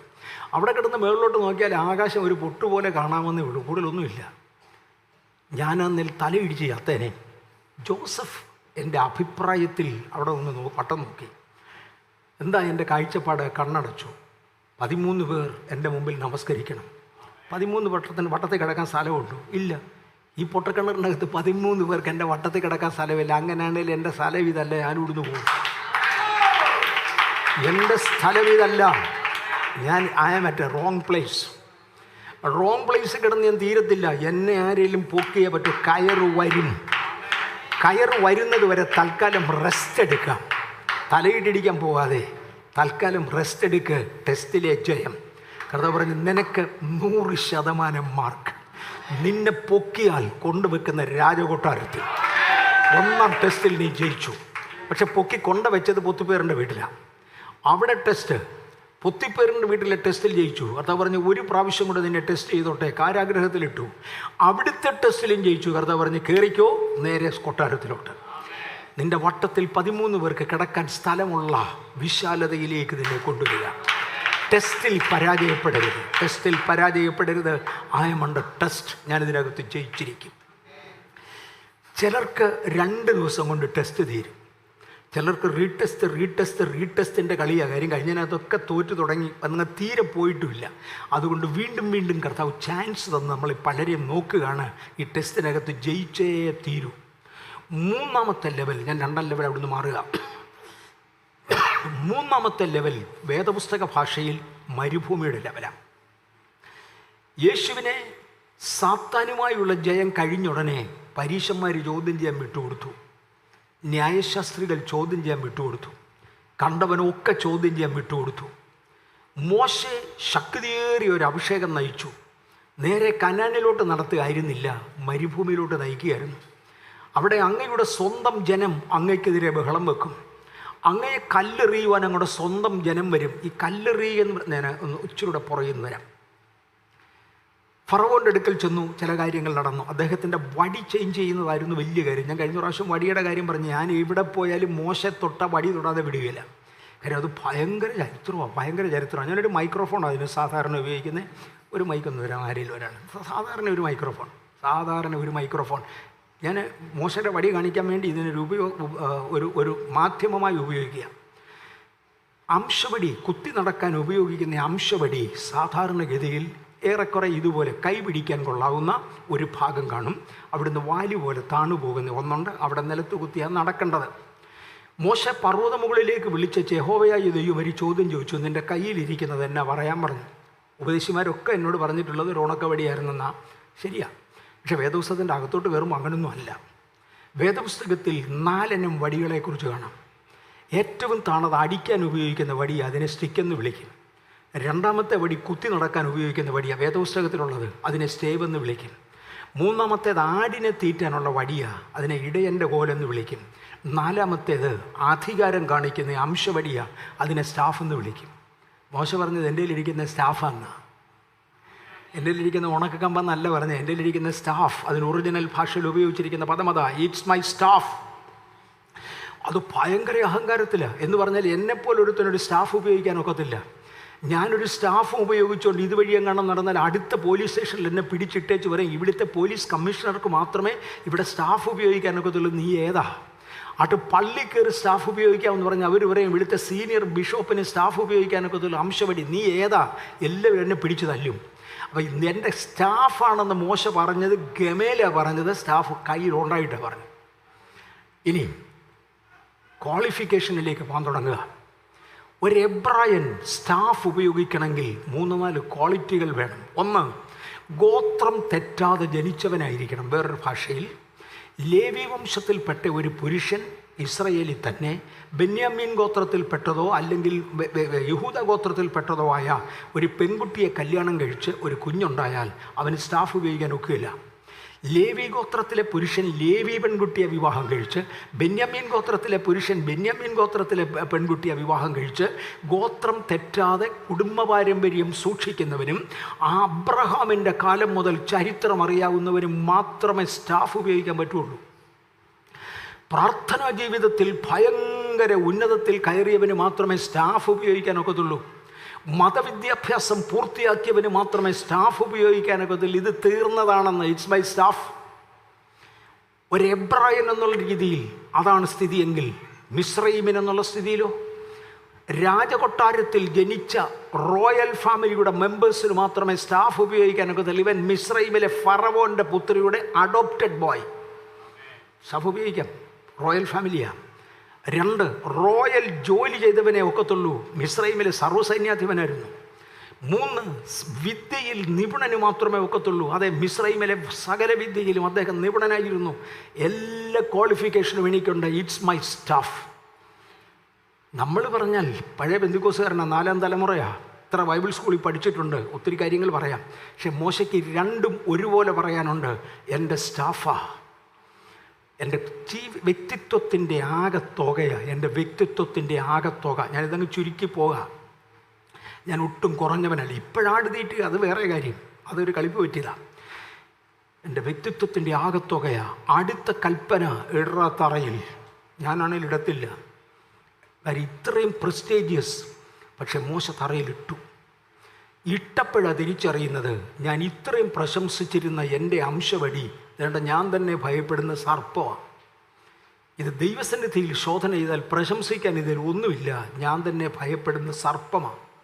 അദ്ദേഹത്തോട് പറഞ്ഞായിരുന്നു, നിൻ്റെ കൈ മാറിടത്തിലോട്ട് ഇടാൻ. ഇട്ടു. തിരിച്ചെടുക്കാൻ പറഞ്ഞപ്പോൾ അപ്പടി കുഷ്ടം. ഒരർത്ഥത്തിൽ ഇങ്ങനെ വ്യാഖ്യാനിക്കാം, എൻ്റെ ചിന്താഗതികൾ ഭയങ്കര ഉന്നത ഫിലോസഫിക്കാരനാണെന്നായിരിക്കും അദ്ദേഹത്തിൻ്റെ വിചാരം. കാര്യം ഈ ക്വാളിഫിക്കേഷൻ എല്ലാം ഇല്ലേ. ദൈവസന്നിധിയിൽ ശോധന ചെയ്താൽ ഞാൻ തന്നെ ഭയപ്പെടുന്ന കുഷ്ടമായി എൻ്റെ ഫിലോസഫി അതിക്ക് ഒന്നുമില്ല എന്നാൽ തെളിയിച്ചേ. എന്താ പറഞ്ഞ് ഞങ്ങൾ തിരിച്ചിട്ടേക്കാൻ പറഞ്ഞു. തിരിച്ചിട്ടേക്കാൻ കൈ തിരിച്ചിട്ടപ്പോൾ കൈ നോർമലായി. ഇത്രയേ ഉള്ളൂ നിൻ്റെ ഫിലോസഫി. തേണ്ട കിടക്കുന്ന വടി ഇത് സർപ്പമാണ്. മോനെ ഇതിൻ്റെ വാലയിലോട്ട് പിടിച്ചോളാൻ പറഞ്ഞു. അതിനകത്താണ് എൻ്റെ വിശദീകരണം. അതിനാണ് ഞാൻ ഈ മൈക്കെടുത്തത്. സാധാരണഗതിയിൽ ഈ വടി പിടിക്കുന്നത് ഇതിൻ്റെ കൈ പിടിക്കുന്ന ഭാഗമാണ്. അതൊരു ഉരുണ്ട ഒരു വലിയ ഭാഗം കാണും, അവിടെയാണ് കൈ പിടിക്കുന്നത്. ഇത് തറയിലോട്ടിട്ടു. സത്യമായും ഇതിൻ്റെ വാലാകുന്നത് ഈ ചെറിയ ഭാഗമായിരിക്കും, മറ്റേ ഭാഗം തലയായിരിക്കും. തമ്പുരാൻ പറഞ്ഞ് പിടിക്കുമ്പോൾ വാലയിലോട്ട് പിടിച്ചോളാൻ പറഞ്ഞു. ഇവിടെയാണ് മോശയുടെ ജീവിതത്തിൻ്റെ പ്രധാന ഭാഗം. വടി വാലയെ പിടിച്ചു. ഇത് പഴയതുപോലെ വടിയായി. ഒൺലി തിങ്, വടി തലതിരിച്ച് പിടിച്ചാണ് നടക്കുന്നത്. പഴയ കുടുംബം, പഴയ വിദ്യാഭ്യാസം, പഴയ സ്റ്റാറ്റസ്, പഴയ മാന്യത. പക്ഷെങ്കിൽ മുൻപേ ഛേദമെന്ന് എണ്ണിയത് ഇപ്പോൾ ലാഭമായി. പണ്ട് ലാഭമെന്ന് എണ്ണിയത് ഇപ്പോൾ ക്രിസ്തു നിമിത്തം ഛേദമായി. ഞാനാണെങ്കിൽ മാന്യനായ ഒരു വ്യക്തിയാണെങ്കിൽ ഒരിക്കലും വടി തലപിരിച്ച് നടക്കത്തില്ല. നിങ്ങളെല്ലാവരും കൂടി എന്നോട് ഈ ഉടുപ്പഴിച്ചിട്ട് ബട്ടൺ പുറകിലാക്കി ഇടാൻ പറഞ്ഞാൽ ഞാൻ ചെയ്യത്തില്ല. കാര്യം വൃത്തികേടാ. മോശ അങ്ങനെയാണെങ്കിൽ ഈ അംശവടി തലതിരിച്ച് പിടിച്ചുകൊണ്ടൊക്കെ നാണമില്ലേടാ. പറഞ്ഞിട്ട് നാണിച്ചിട്ട് കാര്യമില്ല. സർവശക്തൻ എന്നെ നിയോഗിച്ചിരിക്കുക. സർവശക്തൻ എന്നെ നിയോഗിച്ചിരിക്കുക. ഈ തലതിരിഞ്ഞ വടി കണ്ടുകൊണ്ടാണ് തമ്പുരാൻ പറഞ്ഞത്, വാടാ നീ നാണം കെട്ട് നടക്കാൻ പോവുക, നീ വൃത്തികെട്ട് നടക്കാൻ പോവുക. ജനം മുഴുവൻ നിന്നെ കൂക്ക് വിളിക്കും. ഈ കൂക്കുവിളിയുടെ നടുവിൽ എൻ്റെ നാമം ഉയർത്തുവാൻ നീ വടി തലതിരിച്ചു പിടിക്കുക. നിൻ്റെ സ്വന്തം ജനത്തെ മിസ്രൈമ്യർ മുഴുവനിട്ട് കൂക്ക് വിളിക്കുകയല്ലേ, അവരെ കിട്ട് അടിമ വില ചെയ്യിക്കുകയല്ലേ, കാശ് ചോദിച്ചാൽ ശമ്പളം ചോദിച്ചാൽ മുതുകിന് ചാട്ടവാറിന് അടി കൊടുത്ത് വിടുകയല്ലേ. ഇവരെപ്പോലെ നാണം കെട്ട് ജീവിക്കുന്നവനുണ്ടോ? അവരുടെ പ്രതിനിധിയാകുവാൻ നീയും വടി തിരിച്ചു പിടിക്കണം. മോശ വടി തിരിച്ചു പിടിച്ചു. ഈ വടിയും കൊണ്ടാണ് മോശയോട് ദൈവം പറയുന്നത്, വാ ഞാൻ നിന്നെ മിസ്രൈമിലേക്ക് അയക്കുക. മോശ ആകപ്പാടെ പറഞ്ഞ്, കർത്താവേ ബുദ്ധിമുട്ടുള്ള കാര്യമാണ്. 3-4 എക്സ്ക്യൂസസ് അങ്ങോട്ട് പറഞ്ഞു കൊടുത്ത് എനിക്ക് ഒക്കത്തില്ല. നമ്പർ 1, ഞാൻ വിക്കനാ. പണ്ട് വിക്കനായിരുന്നു, അതങ്ങ് പോട്ടെ. ഇപ്പം രക്ഷിക്കപ്പെട്ടു, സ്നാനപ്പെട്ടു, പരിശുദ്ധാത്മാഭിഷേകം പ്രാപിച്ചു, ദൈവത്തെ നേരിട്ട് കണ്ടു. പോകാൻ എന്നോട് പറഞ്ഞിട്ട് നാക്ക് കേൾക്കുന്നില്ല. ഇപ്പോഴും ദൈവത്തോട് ഇത്രയും അടുത്തിട്ടും എനിക്കൊരനുഭവമില്ല. ഞാൻ പിന്നെ എന്നെ വെച്ച് പോകാനാ? ഞാൻ ഇപ്പോഴും വിക്കനാ. അങ്ങയോട് സംസാരിക്കുന്നതിന് മുമ്പും അത് കഴിഞ്ഞിട്ട് ഞാൻ വിക്കനാ. കഥ പറഞ്ഞ പോടാ, വിക്കനെ ചെകിടനെയും ഒക്കെ സൃഷ്ടിച്ച ഞാനാ, നീ പോ, ഞാൻ നിൻ്റെ കൂടി ഇരുന്നോളാം. അദ്ദേഹം പല എക്സ്ക്യൂസ് പറഞ്ഞാൽ ഇപ്പോൾ അവിടെ നിൽക്കാൻ ഒക്കുകയില്ല. ഒടുവിൽ പറഞ്ഞ, കർത്താവേ ഐ ആം നോട്ട് കമ്മിങ്, ഞാൻ വരുന്നില്ല. അങ്ങക്ക് ഇഷ്ടമുള്ള ആരെയും വായിച്ചോ, ഞാൻ വരുന്നില്ല. തമ്പുരാൻ പറഞ്ഞ്, നിന്നെ തന്നെയാണ് അയക്കുന്നത്, നിന്നെ തന്നെയാണ്. കാര്യം നിന്നെ ഇയർ മാർക്ക് ചെയ്തു. നീ 40 കൊല്ലം വില മുടക്കിയവനാ. മിസ്രൈമിലെ കൊട്ടാരത്തിൽ 40 വർഷം നീ എൻ്റെ നാമം വഹിച്ചവനാ. നിൻ്റെ കയ്യിൽ നിന്ന് ഭയങ്കര കഴുകക്കേട് പറ്റി, അതിൻ്റെ ശിക്ഷ ഞാൻ നിനക്ക് തന്നോളാം. ഈ ഭക്തനാന്ന് പറഞ്ഞത് കൊണ്ടൊന്നും ശിക്ഷയൊന്നും ഒഴിയത്തില്ല. അതിനെക്കുറിച്ച് ആരും ചിന്തിക്കാൻ വേണ്ട. നിനക്ക് ഞാൻ ശിക്ഷ തരും, ശിക്ഷ തന്നിരിക്കും. മോശയ്ക്ക് കിട്ടിയ ഏറ്റവും വലിയ ശിക്ഷ ആർക്കെങ്കിലും ഓർമ്മയുണ്ടോ? ഇയാൾക്ക് 2 മക്കളുണ്ടായിരുന്നു. ഒരുത്തനെ പള്ളിയിലെങ്കിലും കയറ്റിയതായി കേട്ടിട്ടുണ്ടോ? ഭൂലോകം കണ്ടിട്ടുള്ളതിലെ ഏറ്റവും വലിയ നേതാവായിരുന്നു മോശ. അദ്ദേഹത്തിന് 2 മക്കളുണ്ടായിരുന്നില്ല. ഒരുത്തൻ ലീഡർഷിപ്പിൽ വന്നിട്ടില്ല. ഒരു പഞ്ചായത്ത് മെമ്പർ പോലും ആയിട്ടില്ല. എന്നെ പറ്റി മോനെ, നീ തള്ളിക്കളഞ്ഞാൽ നിൻ്റെ തലമുറ ഞാൻ തള്ളി.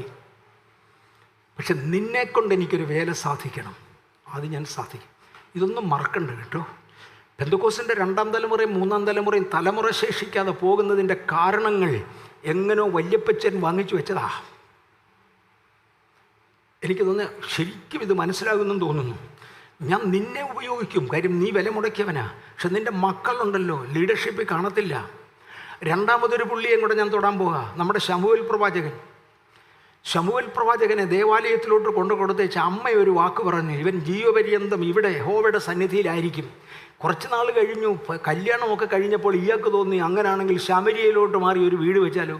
ഈ പള്ളി കിടന്ന് ഫെയ്ത്തോമി കിടന്ന് എത്ര നാളായി തുടങ്ങിയിട്ട് ഇത് പണി നടക്കില്ല. ഞാൻ പോയി ഒരു വീട് വെക്കാൻ പോകും. അമ്പരം പറഞ്ഞ് വീട് വെച്ച് താമസിക്കുമ്പോൾ എൻ്റെ മക്കൾ ലീഡർഷിപ്പ് കാണുകയില്ല. നിൻ്റെ തലമുറ ഇതോടെ തീരും. നിൻ്റെ മക്കൾ ലീഡർഷിപ്പ് കാണത്തില്ല. മറക്കരുത്, വിളിച്ചിറക്കപ്പെട്ടവർ നിൽക്കേണ്ടിടത്ത് നിന്നില്ലെങ്കിൽ തലമുറ കാണാതെ വരും. ഞാനും വീട് വെക്കരുതെന്നല്ല ഞാൻ പറഞ്ഞേ, വീട് വെക്കണം. ദൈവമക്കൾ വീട് വെക്കണം. പക്ഷേ അമ്മ നേർന്നവർ പോകരുത്. ആ നേർച്ചയാണ് വലുത്. ആ നേർച്ചയുള്ളവൻ തരം താഴരുത്. നിങ്ങളിൽ ദൈവസന്നിധിയിൽ സമർപ്പണമുള്ളവർ വഴിവിട്ട് മാറരുത്. സമർപ്പണം ഇല്ലാത്തവർ ദൈവത്തോട് ചോദിച്ചത് എല്ലാം നന്മയും വാങ്ങ്. അബ്രഹാം തൻ്റെ സകല സമ്പത്തിലും ബഹുസമ്പന്നനായിരുന്നു. അദ്ദേഹത്തിൻ്റെ വീട്ടിൽ ജനിച്ചു വളർന്ന അടിമപ്പിള്ളേരെ വരെ, സേവകരെ വരെ യുദ്ധാഭ്യാസം നടത്തി. 4 രാജാക്കന്മാർ ഒരുമിച്ച് വന്നാൽ പിടിച്ചു നിൽക്കത്തക്കവണ്ണം സൈന്യത്തെ രൂപീകരിപ്പാൻ അബ്രഹാമിന് കഴിഞ്ഞെങ്കിൽ അബ്രഹാമിൻ്റെ ദൈവം നമ്മെ അനുഗ്രഹിക്കും. ഞാൻ പറയുന്നത് അവനവനും ദൈവവും തമ്മിലുള്ള ആ നിയമങ്ങൾ. മോശേ, ഞാൻ നിന്നെ തന്നെ അയക്കും. പക്ഷെ കനാനിലേക്ക് കയറുന്നതിന് മുമ്പേ മരുഭൂമിയുടെ ടെസ്റ്റ് നടക്കണം. അത് സീരിയസ് ലെവലാ. മിസ്രൈമിലെ ഫറവോൻ്റെ അടുക്ക ചെന്നു. ഫറവോൻ പറഞ്ഞു പൊക്കോളാൻ പറഞ്ഞു. ജനമെല്ലാം കൂടെ ചേർത്ത് പറഞ്ഞു, നീ ഞങ്ങളെ തല്ലാൻ വേണ്ടി ഫറവോൻ്റെ കയ്യിൽ വടി കൊടുത്തു, നീ നശിച്ചു പോകേ ഉള്ളൂ, ദൈവം നിന്നെ ന്യായം വിധിക്കട്ടെ. അതും മോശ കേട്ടു. കർത്താവ് പറഞ്ഞു, ഇല്ലടാ, നീ മുന്നോട്ട് പോകും, പുറകോട്ട് പോകുന്ന പദം എനിക്കില്ല, മുന്നോട്ട് പോകും, ഞാൻ കൂടെ ഉണ്ട്. ചെങ്കടലിൻ്റെ തീരത്ത് വന്നപ്പോഴത്തേക്ക് ഒരു കൂട്ടരങ്ങ് ഇളകി. ഈ നേതാക്കന്മാരെ തിരഞ്ഞെടുത്തുകൊണ്ടല്ലേ ഫറവോൻ്റെ അടുക്ക പോയെ. ആ ഫറവോൻ വിട്ടയക്കുന്ന കാലത്ത് തന്നെ നേതാക്കന്മാരിൽ ഒരു കൂട്ടർക്ക് പോകണ്ടെന്ന് അഭിപ്രായമുണ്ടായിരുന്നു. കുപ്പായം ഊരിയിട്ടും കളയത്തില്ലെന്ന് വിചാരമുള്ളവരില്ലയോ? ഞാനങ്ങ് നിർത്തുക. പോകണ്ടെന്ന് ചിന്തയുള്ള നേതാക്കന്മാരുണ്ടായിരുന്നു. കാര്യം അവന്മാർ സൂപ്പർവൈസേഴ്സാണ്. അവർക്ക് വേല ചെയ്യുകയും വേണ്ട, ഇഷ്ടിക ചുടുകയും വേണ്ട, തല്ല് പിടിക്കുകയും വേണ്ട. ഈ പാവങ്ങൾ തല്ല് പിടിച്ചോളും. അപ്പോൾ നമുക്കിവിടെ സുഖിച്ചാൽ മതി. അതുകൊണ്ട് നേതാക്കന്മാർ പറഞ്ഞു നമുക്ക് പോകുകയൊന്നും വേണ്ട, ഇവിടെ ആട്ടെന്ന് പറഞ്ഞു. പക്ഷെ ജനം ഇളകിയത് കൊണ്ടാണ് മോശയ്ക്ക് സാധിച്ചത്. ദൈവം കൂടെ ഇരുന്നു. അങ്ങനെ മോശ അവിടുന്ന് വിട്ടു. ചെങ്കടലിൻ്റെ തീരത്ത് എന്നപ്പോൾ നേതാക്കന്മാർ തിരിഞ്ഞു നിന്നു. ഞങ്ങൾ പറഞ്ഞതില്ല പോകണ്ട. ഏവൻ പ്രവാചകനല്ല, ഇവൻ കള്ളപ്രവാചകനാ. ഭൂമിയിലെ ഏതു പ്രവാചകനാ കള്ളപ്രവാചകനാന്ന് പദം കേൾക്കാത്തത്? യേശു കേട്ടതല്ലേ? യെശയ്യാവ് കേട്ടതല്ലേ? യെരമ്യാവ് കേട്ടതല്ലേ? ആരെ കേൾക്കാത്ത മോനെ? മരുഭൂമിയുടെ ടെസ്റ്റിൽ കൂടെ പോയേ പറ്റൂ. എല്ലാവരും കൂടെ പറഞ്ഞു ഇവൻ കള്ളപ്രവാചകനാണ്, അതുകൊണ്ട് കല്ലെറിയാം. പഴയ നിയമപ്രകാരം കല്ലെറിയുന്നത് 2 കൂട്ടരെയാണ്. ഒന്ന്, ദൈവത്തിൻ്റെ നാമം വൃഥാവെടുക്കുന്ന കള്ള ശുശ്രൂഷകന്മാരെ, കള്ളപ്രവാചകനെ കല്ലെറിയും. 2, അരുതാത്ത കൊലപാതകത്തിൽ ഇടപെട്ടവൻ, അവരെ മാത്രമേ കല്ലെറിയത്തുള്ളൂ.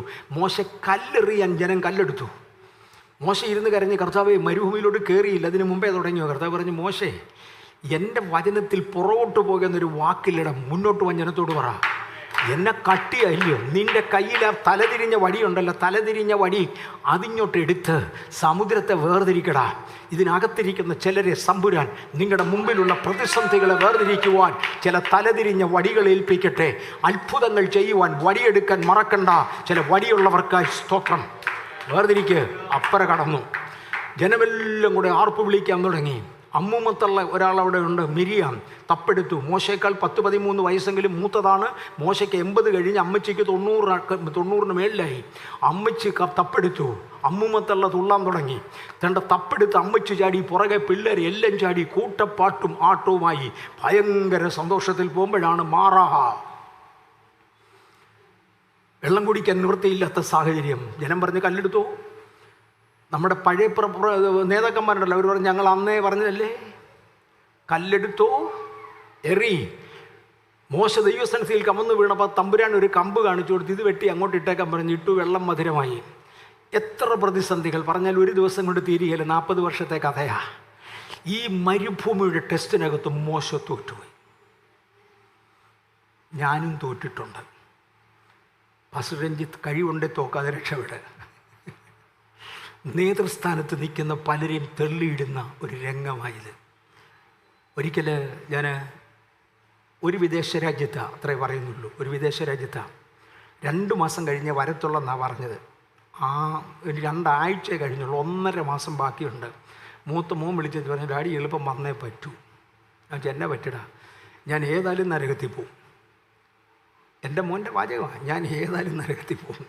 കാര്യം ചർച്ചിനകത്ത് ഭയങ്കര ബഹളവും വഴക്കുമാണ്. ഞാൻ പലരോടും മുഷിഞ്ഞു, ദേഷ്യപ്പെട്ടു. ഇനി എനിക്ക് രക്ഷപ്പെടാൻ ഒറ്റ മാർഗ്ഗമേ ഉള്ളൂ, അല്ല രക്തസാക്ഷിയായിട്ടും ആരെങ്കിലും എന്നെ വെട്ടിക്കൊന്നാൽ രക്തസാക്ഷികൾക്കുള്ള സ്ഥാനം കിട്ടും, സ്വർഗത്തിൽ പോയി. അല്ലെങ്കിൽ ഞാൻ നരകത്തിൽ തന്നെയാണ്. പലരോടും മുഷിയേണ്ടതായി വന്നു. ഡാഡി വാ, എളുപ്പമായി, എന്നെക്കൊണ്ട് ഇനി ഒക്കെയല്ല. ഏത് നേതാവും മരുഭൂമിയുടെ ടെസ്റ്റിൽ ബുദ്ധിമുട്ടിലാവും. തോക്കുമെന്നല്ല ഞാൻ പറഞ്ഞേ, ബുദ്ധിമുട്ടിലാവും. മോശ തോറ്റു. ഒരു ദിവസം ദൈവം മോശയോട് പറഞ്ഞു, മോശേ, മെരീബ വെള്ളത്തിങ്കൽ നീ എന്നെ മാനിച്ചവനല്ല. കർത്താവേ, എന്തുവായി പറയുന്നേ? ജീവിതത്തിൻ്റെ നെല്ലിപ്പലകയ്ക്കൽ വന്നു. പക്ഷെ കർത്താവ് പറയുന്നതിനകത്തും വഴിയുണ്ട്. അത്ര ക്രൂരനൊന്നുമല്ല. ജനത്തോട് ഞാൻ പാറ പിളർന്ന് വെള്ളം തരാമെന്ന് കർത്താവ് പറഞ്ഞു. എന്നിട്ട് മോശയോട് പറയുന്ന പദമാണ്, ഞാൻ ആ പാറമേൽ നിൽക്കും, നീ വന്ന് പാറയെ അടിക്കും എന്ന് പറഞ്ഞാൽ എൻ്റെ തലക്കിട്ടടാ അടി. ഞാൻ പാറമേൽ നിൽക്കും, നീ വന്ന് പാറയെ അടിക്കുക.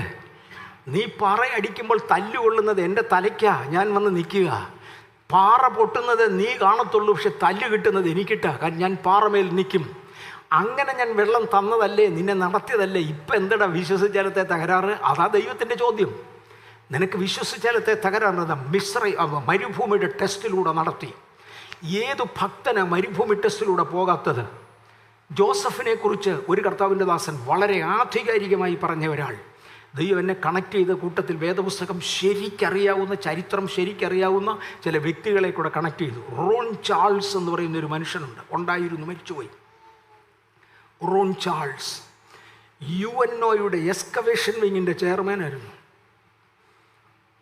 UN എന്ന് പറഞ്ഞാൽ ഇന്ത്യൻ ഗവൺമെൻറ്റിനേക്കാൾ ഒത്തിരി കൂടെ മേളിൽ, അതുപോലെ എത്ര ഗവൺമെൻറ് ചേർന്നതാണ്. UNOയുടെ എക്സ്കവേഷൻ വിങ്ങിൻ്റെ ചെയർമാനായിരുന്ന ബ്രദർ ചാൾസ്, റോൺ ചാൾസ് ഒരിക്കൽ ബാംഗ്ലൂർ വന്നു. അദ്ദേഹം വന്നിട്ട് ഞങ്ങളൊരു ഹോട്ടൽ റൂമൊക്കെ അദ്ദേഹത്തിന് ബുക്ക് ചെയ്ത് കൊടുത്തു. ഒരു ദിവസം കഴിഞ്ഞപ്പോൾ അദ്ദേഹം പറഞ്ഞു, പാസ്റ്ററേ, ദൈവാത്മാവ് എന്നോട് പറയുന്നു നിങ്ങൾക്ക് വേണ്ടി ചിലത് പകർന്നു തരാൻ, നിങ്ങളുടെ കൂടെ താമസിക്കാൻ. പറഞ്ഞു, പൊന്ന് സാറേ, നിങ്ങളെ താമസിപ്പിക്കാൻ ഞങ്ങളുടെ ഒന്നും വീടൊന്നുമില്ല. ഞങ്ങൾക്ക് അങ്ങനെ നിങ്ങൾ പ്രതീക്ഷിക്കുന്നൊരു വീടില്ല. കുഴപ്പമില്ല. ഞങ്ങളുടെ സഹോദരിമാർ പറഞ്ഞു, നിങ്ങളുടെ ആഹാരം കുക്ക് ചെയ്യാൻ ഞങ്ങൾക്ക് അറിയാൻ വയ്യ. അയാൾ പറഞ്ഞു, എനിക്ക് വേണ്ട, എനിക്ക് വേണ്ടി ആഹാരം ഞാൻ കുക്ക് ചെയ്തോളാം. നിൻ്റെ അടുക്കളയൊന്ന് തുറന്നു തരാമോ? നിൻ്റെ വീട്ടിൽ വന്ന് താമസിക്കാൻ ദൈവാത്മാവ് ആവശ്യപ്പെടുന്നു. റോൺ ചാൾസ് മൂത്ത മോൻ്റെ കൂടെ ഒരാഴ്ച താമസിച്ചതാ. ഞങ്ങളുടെ മരുമോളാണ് അങ്ങേർക്ക് കുക്ക് ചെയ്യാൻ സഹായിച്ചത്. അയാൾ മത്തി വറുത്തതാണ് കൂടുതൽ തിന്നത്. മത്തി വറക്കാൻ അവൾ കൂടെ നിന്ന് അവൾ വെട്ടിക്കൊടുത്തു. അയാൾ തന്നെയാണ് വറുത്തത്, അയാൾക്ക് വേണ്ട പാകത്തിന്. അയാളുടെ ആഹാരം പുഴുങ്ങിയെടുത്ത ഇലകളാണ്, അതെല്ലാം ഇല കൊണ്ട് കഴുകി കൊടുത്തു. അയാൾ തന്നെ പുഴുങ്ങി.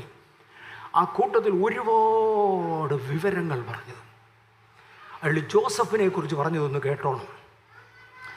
ഫറവോൻ്റെ ജയിലിലാണ് കൊണ്ടിട്ടത്. ഫറവോൻ്റെ ജയിലിൽ ഫറവോൻ്റെ പ്രധാനിയായിരുന്ന ഒരു വീട്ടിലെ പണിക്ക് അവനെ കൊണ്ട് നിർത്തിയത് പൊത്തിഫേർ എന്നുള്ളതൊരു പേരല്ല, പൊത്തിഫേർ എന്നുള്ളതൊരു വാക്കാണ്, അളിയനെന്നർത്ഥം. ഫറവോ രാജാവിൻ്റെ അളിയനാണ്. അയാളാണ് അവിടുത്തെ ഹോം സെക്രട്ടറി. അയാളാണ് അവിടുത്തെ സെക്യൂരിറ്റി ഇൻചാർജ്. അയാൾ രാജാവിന് തുല്യനാണ്. അയാളുടെ വീട്ടിലാണ് കൊണ്ടാക്കിയത്, ഫറവോൻ അവിടെ പൊത്തിഫേറിൻ്റെ വീട്ടിൽ. പൊത്തിഫേറിൻ്റെ ഭാര്യയാണ് ഇവനെ കൊണ്ട് കുറ്റം പറഞ്ഞത്. അതുകൊണ്ട് കൊണ്ടിട്ടത് ഫറവോൻ്റെ ജയിലിലാണ്. അത് ബൈബിളിലുണ്ട്, ഫറവോൻ്റെ ജയിലിലാണ് കൊണ്ടിട്ടേ. അത് കുറ്റവാളികളെ തന്നെയല്ല, ഫറവോന് ഇഷ്ടമല്ലാത്തതിനെ എല്ലാം കൊണ്ടിടും. എപ്പോഴെങ്കിലും ഏതെങ്കിലും ദേവന്മാർ കോപിച്ചാൽ ആ ദേവനെ പ്രസാദിപ്പിക്കാൻ ബലി കഴിക്കണമെങ്കിൽ ഈ ഫറവോൻ്റെ കൊട്ടാരത്തിൽ ജയിലിൽ നിന്നാണ് കൊണ്ടുപോകുന്നത്. ഒരു ദിവസം ജോസഫിനെ കൊണ്ടെല്ലാൻ ഓർഡറായി. വന്നവർ വിചാരിച്ചത് ജോസഫിനെ എന്തുവാ കുരുതി കഴിക്കാൻ കൊണ്ടുപോകുക. കുരുതി കഴിക്കാൻ കൊണ്ടുപോകുന്നവൻ്റെ തലമുടി വടിക്കും. അവർ ഇവനെ ഷേവ് ചെയ്തു, വസ്ത്രം അഴിച്ചു കളഞ്ഞു. അവൻ്റെ ശരീരത്ത് മുഴുവനും എന്തെങ്കിലും വ്രണങ്ങളോ ചൊറിയോ ചെരങ്ങോ ഉണ്ടെങ്കിൽ യാഗം കഴിക്കാൻ കൊള്ളത്തില്ല. അതിന് കൊള്ളാമോ എന്ന് ടെസ്റ്റ് ചെയ്യാൻ വേണ്ടി നഗ്നനാക്കി. എന്നിട്ട് ശരീരം മുഴുവൻ ടെസ്റ്റ് ചെയ്തു. ചൊറിയും ചണങ്ങൊന്നും ഇല്ലെന്ന് കണ്ടു. അത് കഴിയുമ്പോൾ അഥവാ കണ്ണിന് കാണാൻ വയ്യാത്ത വല്ല അണുബാധയും ഇവൻ്റെ ശരീരത്തുണ്ടെങ്കിൽ, ജയിലിലൊക്കെ കിടന്നതല്ലേ, വല്ല അണുബാധയും ശരീരത്തുണ്ടെങ്കിൽ അത് മാറ്റാൻ വേണ്ടി പച്ചമരുന്നുകൾ, മുളക് ചേർത്ത പച്ചമരുന്ന് ശരീരത്ത് മൊത്തം അങ്ങോട്ട് തേക്കും. അത് ജോസഫിനെ അങ്ങോട്ട് തേച്ചു. എന്നിട്ടൊരു കറുത്ത തുണി കൊണ്ടുള്ള ഡ്രസ്സുണ്ട്, അതിനകത്തോട്ട് പൊത്തിക്കെട്ടി. പിന്നെ തല പോലും വെളിയിൽ കാണത്തില്ല, കംപ്ലീറ്റായി. തണ്ട് കുതിരപ്പുറത്തോട്ട് കയറ്റി, അല്ലെങ്കിൽ ഒട്ടകപ്പുറത്ത് കയറ്റി അങ്ങ് രാജകൊട്ടാരത്തിലോട്ട് പോകുക. 6 മണിക്കൂർ യാത്രയുണ്ട്. ഈ 6 മണിക്കൂർ യാത്രയിൽ ഇപ്പം യാഗം കഴിക്കും എന്നുള്ളത് ഉറപ്പാണ്. ജോസഫിൻ്റെ ഫൈനൽ ടെസ്റ്റാണ്. ഇന്ന് തന്നെ യാഗം കഴിക്കും. വെളിപ്പാടെവിടെ? ജോസഫ് ഹൃദയത്തിൽ ഉറച്ചു, വെളിപ്പാട് നടക്കും. ഷേവ് ചെയ്താൽ മനസ്സിലാകുന്നുണ്ടോ? ശരീരം ചേരണ്ടിയാൽ, വസ്ത്രം മാറിയാൽ, ഈ പണി എല്ലാം കാണിച്ചാൽ ഞാൻ ചാകത്തില്ല, എൻ്റെ ദർശനം നടന്നിട്ടില്ല. അതിനാ കാശ് കിട്ടുന്നത്, അതിനാ മാർക്ക് കിട്ടുന്നത്. പലപ്പോഴും ടെസ്റ്റുകളുടെ മുമ്പിൽ നമ്മൾ തകർന്നു പോകും. ടെസ്റ്റിന് മേതെ ടെസ്റ്റായിട്ട് അങ്ങോട്ട് കൊടുത്തു, ഉയർന്ന ടെസ്റ്റിലേക്ക് നടത്തി. ജോസഫിനെ ഈ ടെസ്റ്റിലൂടെ നടത്തി. ഫറവോൻ്റെ കൊട്ടാരത്തിൽ ചെന്നപ്പോൾ ഫറവോൻ്റെ മൂഡ് മാറി. അയ്യോടെ കൊല്ലാനല്ല കൊണ്ടിരുന്നതെന്ന് പറയാൻ മറന്നുപോയി. ഇവനോട് ഈ വില കാണിക്കേണ്ട കാര്യമില്ലായിരുന്നു. ഇവനെ യാഗം കഴിക്കാനല്ല കൊണ്ടുവന്നത്. ഡ്രസ്സ് ഇടിപ്പിച്ചു. ജോസഫെ ക്ഷമിക്കണം, നിന്നെക്കുറിച്ചൊരു കേൾവി കേട്ടു, സ്വപ്നം പറയുമെന്ന്. ഒരു ദേഷ്യവും ഇല്ലാതെ രാജാവേ, എനിക്ക് ഒരു കഴിവില്ല, പക്ഷെ ദൈവം ഫറവോനൊരു നല്ല മറുപടി തരട്ടെ. ഞാൻ കാര്യം പറയാം. ഫറവോൻ്റെ മുമ്പിൽ കാര്യം പറഞ്ഞു. ഫറവോൻ പറഞ്ഞു, നിന്റെ സ്വപ്നം സഫലീകരിച്ചു, നീ രാജ്യത്തിൽ രണ്ടാമൻ. നിന്റെ തല ഷേവ് ചെയ്ത് കളഞ്ഞല്ലോ, കിരീടം വെച്ചോ, നീ രാജ്യത്തിൽ രണ്ടാമൻ. ടെസ്റ്റിൽ വിജയിച്ചവനെ മാത്രമേ ആക്ച്വൽ പോസ്റ്റിൽ എത്തിക്കത്തുള്ളൂ. ടെസ്റ്റും റീടെസ്റ്റും നമുക്ക് കിട്ടുമ്പോൾ, ഞാൻ പറഞ്ഞില്ല, അഭിഷേകത്തിൻ്റെ ഫസ്റ്റ് ലെവൽ ഇയർ മാർക്ക് ചെയ്യുക. ഇയർ മാർക്ക് ചെയ്യുമ്പോൾ എൻ്റെ കണക്ക്, എൻ്റെ ശരീരം, മനസ്സ്, ദേഹം, ദേഹി, ആത്മാവെല്ലാം വെടിപ്പോടെ വിശുദ്ധിയോടെ ദൈവസന്നിധിയിൽ കൊടുക്കുക. ഞാനൊരു മാനപാത്രമായതുകൊണ്ട് മാന്യകാര്യത്തിന് താഴെയുള്ളതിൽ ഒന്നും ഇടപെടാതെ ഒരു മാനപാത്രമായി തുടരുക. ഞങ്ങളൊരിക്കൽ ഞാനും എൻ്റെ ഭാര്യയും കൂടെ ബക്കിംഗ്ഹാം കൊട്ടാരത്തിൽ പോയി. എൻ്റെ ഓർമ്മ ഇവിടുന്ന് ഒരു പാത്രം വാങ്ങിച്ചില്ലെന്നാണ് എൻ്റെ ഭാര്യ പറയുന്നത്. വാങ്ങിച്ചില്ലായിരിക്കും. അവിടെ ഒരു പ്ലേറ്റ് കണ്ടപ്പോൾ ഈ പുള്ളിക്കാരത്തേക്ക് അത് കൂടിയേ തീരൂ. ഒരു സെറ്റ് പ്ലേറ്റ്, അത് കൂടിയേ തീരൂ. ബക്കിംഗ്ഹാം കൊട്ടാരത്തിലാണ് രാജാവ് ഭക്ഷണം കഴിക്കുന്ന ശൈലിയിലുള്ള പ്ലേറ്റുകളാണ്. നല്ലതാണ്, കണ്ടാൽ നല്ല പളുവിളത്തിളങ്ങും. വില ചോദിച്ചപ്പോൾ അല്പം കൂടുതലാണ്. അപ്പോൾ ഞാൻ പറഞ്ഞു, വാങ്ങിക്കുന്ന പ്രശ്നമില്ല, നമ്മളെ കൊണ്ട് അത് ഒക്കത്തില്ല. എനിക്ക് തോന്നുന്നത് ഒരു 5 ലക്ഷം രൂപ വില വരും ഒരു 3 പ്ലേറ്റിന്. എന്നുവെച്ചാൽ നിനക്കിത് എന്നെ എടുക്കാനാ. പറഞ്ഞ പദം, ഏറ്റവും കൂടിയ പ്രവാചകന്മാർ മലയാളക്കരയിലുള്ളവർ വരുന്ന നമ്മുടെ വീട്ടിലാണ്. അവർക്ക് ആഹാരം വിളമ്പാന്. ഞങ്ങളുടെ വീട്ടിൽ മാനപാത്രങ്ങളുണ്ട്. ലണ്ടനിലെ പ്ലേറ്റ് ഇല്ല, പക്ഷെ അതിന് താഴെയുള്ളത് ഞങ്ങളുടെ ഉണ്ട്. മാന്യന്മാരായ അതിഥികൾ വരുമ്പോൾ ഒരിക്കലും തരുന്നതിനകത്ത് വിളമ്പാറില്ല. ഒരിക്കൽ എൻ്റെ മൂത്ത മോൻ സുനിൽ പാസ്റ്റർ വീട്ടിൽ വന്നു. അവനെന്തോ ആഹാരം മമ്മി കൊണ്ട് കൊടുത്ത കൂട്ടത്തിൽ പ്ലേറ്റ് അത്ര നല്ലതല്ലായിരുന്നു. പറഞ്ഞു, മമ്മി എനിക്ക് വിളമ്പിയത് വേറെ ആർക്കും വിളമ്പല്ലേ. എന്നടാ നിനക്ക് അതിനകത്ത് കഴിച്ചാൽ? അല്ല മമ്മി, എനിക്ക് എന്തിനകത്തും കഴിക്കാം, പക്ഷെ വരുന്ന വിരുന്നുകാരെ മമ്മി ചിലപ്പോൾ ഇതുപോലെ കാണും. പഴയ ആളല്ലേ, ചിലപ്പോൾ ഇതുപോലെ അങ്ങ് കാണും. അതുകൊണ്ട് വീട്ടിൽ നമ്മുടെ 5-6 മെമ്പേഴ്സ് ഒഴിച്ചാൽ വേറെ ആര് വന്നാലും നല്ല പാത്രത്തിലെ വിളമ്പാവും. മാനവാര്യത്തിന് മാത്രമേ മാനപാത്രം ഉപയോഗിക്കത്തുള്ളൂ. ആ പാത്രം വേറെ ഒന്നിനും ഉപയോഗിക്കത്തില്ല. ചർച്ചിനകത്ത് പാസ്റ്റർ കെ രഞ്ജിത്ത് വരുമ്പോൾ അദ്ദേഹത്തിന് ചായ കൊടുക്കുന്ന കപ്പ് വേറെയാ, അദ്ദേഹത്തിന് ചോറ് വിളമ്പുന്ന പാത്രം വേറെയാ. പാസ്റ്റർക്ക് അറിയാൻ വയ്യ, പക്ഷെ എനിക്കറിയാം, വേറെയാ. ഒരിക്കൽ എൻ്റെ മരുമകളാണിത് പൂട്ടി വെച്ചേക്കുന്നത്. അവളത് പൂട്ടി വെച്ചേക്കും. ഒരിക്കൽ എനിക്ക് പ്രധാനപ്പെട്ട ഏതോ ഒരു അതിഥി അവിടെ വന്നു. അപ്പം ഞാനോർത്ത് അതിനകത്ത് കൊടുത്താൽ നല്ലതാ. അവിടെ അടുക്കള നോക്കുന്ന ഒരു സഹോദരിയുണ്ട്. അവരോട് ഞാൻ പറഞ്ഞു അതിനകത്തുനിന്ന് ഒരു പ്ലേറ്റിങ് എടുത്തോളാൻ പറഞ്ഞപ്പോൾ പറഞ്ഞു ഒരു നിവൃത്തിയില്ല, അതിന് ദിശയോട് ചോദിക്കണം. ഞാൻ പറഞ്ഞു വമ്പടാ. ഞാൻ പറഞ്ഞില്ല, ഇല്ല പാസ്റ്ററേ ഒക്കത്തില്ല, ചാവി പുള്ളിക്കാരത്തിലാണ്, അതിനകത്തൊന്നും എടുക്കാൻ പറ്റില്ല. ഞാൻ പറഞ്ഞു എൻ്റെ വീട്ടിൽ നിന്ന് എടുത്തുകൊണ്ട് വരാം. ദിശ പിന്നെ എൻ്റെ അടുക്ക വന്ന് ഒത്തിരി സങ്കടം പറഞ്ഞു, ഡാഡി ഞാൻ ഒരിക്കലും അറിഞ്ഞില്ല. ഓഫ് കോഴ്സ് അതിന് 2 ചാവിയില്ല, അതുകൊണ്ട് ആ അലമാരി പൂട്ടി വെച്ചിരിക്കുക. മാനപാത്ര കാര്യത്തിന് മാത്രമേ മാനപാത്രം ഉപയോഗിക്കത്തുള്ളൂ. എൻ്റെ വീട്ടിൽ മാന്യത കുറഞ്ഞ കാര്യങ്ങളുണ്ട്. ബാത്റൂം കഴുകണം, അതിന് പ്രവാചകന് ചായ കൊടുക്കുന്ന കപ്പ് എടുക്കത്തില്ല. അതിന് കുഴ പൊട്ടിയ മഗ്ഗുണ്ട്, പ്ലാസ്റ്റിക് മഗ്, അതേ എടുക്കത്തുള്ളൂ ബാത്റൂം കഴുകാൻ. കിട്ടുന്നുണ്ടല്ലോ. മോനെ, പരിശുദ്ധാത്മാവിൻ്റെ മന്ദിരമായി തിരഞ്ഞെടുത്ത ഇതിനെ സാധാരണ കാര്യത്തിന് ഇട്ട് കൊടുക്കരുത്. ഇത് മാനപാത്രമാണ്, ഇത് സാധാരണ കാര്യത്തിന് ഉപയോഗിക്കരുത്. കോൺസിക്രേറ്റ്, ആ ലെവലിലോട്ട് മാറ്. ദൈവവും നിങ്ങളെ അനുഗ്രഹിക്കുന്നത് കാണാം. വിൽഡർനെസ്സിൻ്റെ ടെസ്റ്റിൽ അവിടെ വെച്ചാണ് പറയുന്നത്. മോശയോട് കർത്താവ് പറയുന്നൊരു പദമുണ്ട്, ഞങ്ങൾ ഈ കഴിഞ്ഞ ദിവസങ്ങളിൽ ഭയങ്കരമായിട്ട് എടുത്തതാ. മോശ ദൈവത്തോട് ചോദിച്ചു, ദൈവമേ, മിസ്രൈമിൽ ഒത്തിരി ദൈവങ്ങളുണ്ട്, അവരുടെ ദൈവന്മാർ ശക്തിയുള്ളവരെ ഞാൻ കണ്ടിട്ടുണ്ട്. ഞാൻ അവിടെ ചെന്ന് എബ്രായരുടെ ദൈവം വെളിപ്പെട്ട് വന്നെന്ന് ചോദിച്ചാൽ അവർ ചോദിക്കും അങ്ങയുടെ പേരെന്നാന്ന്. ഞാൻ എന്തു പേരിൽ അങ്ങയെ പരിചയപ്പെടുത്തണം? കർത്താവ് പറഞ്ഞ മറുപടി, മോശെ എൻ്റെ പേരോ ഞാനാകുന്നവൻ ഞാനാന്ന് പറഞ്ഞേക്കാൻ. ഈ ഞാനാകുന്നവൻ ഞാനാന്ന് പറഞ്ഞാൽ ആ വാക്കിനൊരർത്ഥമുണ്ടെന്ന് മുമ്പേ ഞാൻ പറഞ്ഞല്ലോ. ആരായിരുന്നു? സ്ട്രോങ് ആ വാക്കിനെക്കുറിച്ച് എഴുതിയിരിക്കുന്നത് ഇങ്ങനെ. ആ വാക്കിന് 3 അർത്ഥമാണ്. ഞാനാകുന്നവൻ ഞാനാ, ആ വാക്കിന് 3 അർത്ഥമാണ്. 1, ഞാൻ എന്നിൽ തന്നെ സ്ഥിരതയുള്ളവനാണ്. 2, ഇന്നായിരിക്കുന്നത് തന്നെ ഞാൻ നാളെയുമാകും. 3ാമത്തെ അർത്ഥം, എവിടെ ചെല്ലുമ്പോൾ ആ സാഹചര്യത്തിൽ എന്താകണമോ അതായി ഞാൻ മാറാൻ കഴിവുള്ളവനാണ്. മോശെ, 6 ലക്ഷം ജനത്തെയും കൊണ്ട് നീ പോകാ, ആഹാരം കിട്ടാതെ വരുമ്പോൾ ഞാൻ അപ്പമായി മാറും. ഇറച്ചി കിട്ടാതെ വരുമ്പോൾ ഞാൻ കാടയായി മാറും. തണൽ കിട്ടാതെ വരുമ്പോൾ ഞാൻ മേഘമായി മാറും. ചൂട് കിട്ടാതെ വരുമ്പോൾ ഞാൻ അഗ്നിത്തൂണായി മാറും. ഞാൻ ആരാന്ന് എനിക്കറിയാമോ? മിസ്രൈമിൽ പോയി പറ, ഞാൻ ആകുന്നവൻ ഞാനാ. മിസ്രൈമിൽ കരുണ കാണിക്കേണ്ടപ്പോൾ ഞാൻ കരുണാകരനായി വെളിപ്പെടും. മിസ്രൈമിൽ ശിക്ഷ നടത്തുമ്പോൾ ഞാൻ ശിക്ഷാലുവായി വെളിപ്പെടും. ആദ്യജാതന്മാരെ തട്ടേണ്ടപ്പോൾ ഞാൻ തട്ടുന്നവനായി വെളിപ്പെടും. ഞാൻ ആകുന്നവൻ ഞാനാ. ആ വാഗ്ദത്തങ്ങളുടെ വലിപ്പത്തിനായി സ്തോത്രം. ഇന്ന് പകൽ അഭിഷേകത്തിന് വേണ്ടി വിളിക്കപ്പെട്ട ദൈവപൈതലേ, നിങ്ങളുടെ മുമ്പിൽ ദൈവിക വെളിപ്പാടുകൾ ഇതാണ്. ഞാൻ ആകുന്നവൻ ഞാനാ. ഇതെല്ലാവരുടെ മുമ്പിലുള്ള വെളിപ്പാടല്ല, മോശയുടെ മുമ്പിലുള്ള വെളിപ്പാടാ. രാജാവിനോട് പറയാൻ പറഞ്ഞ ഞാൻ ആകുന്നവൻ ഞാനാ. മോശ ഒരുപാട് എക്സ്ക്യൂസ് പറഞ്ഞു, എല്ലാത്തിലും ദൈവം അവനെ വിടിവിച്ചു. ധൈര്യമില്ലാതെ വന്നപ്പോൾ അടയാളങ്ങൾ കൊടുത്തു. ഓക്കെ, ഞാൻ അവിടുന്ന് ഇനിയും മാറാൻ പോവാം. എന്നോട് ഈ ദിവസങ്ങളിൽ ദൈവം ഇടപെട്ട ഒരു പ്രത്യേകത, ശബ്ദം കേട്ടതല്ല, ദർശനം കണ്ടതല്ല, ഏതോ വായിച്ചതിനകത്തുനിന്ന് എൻ്റെ ഹൃദയത്തോട് ദൈവം ഇടപെട്ടതാണ്.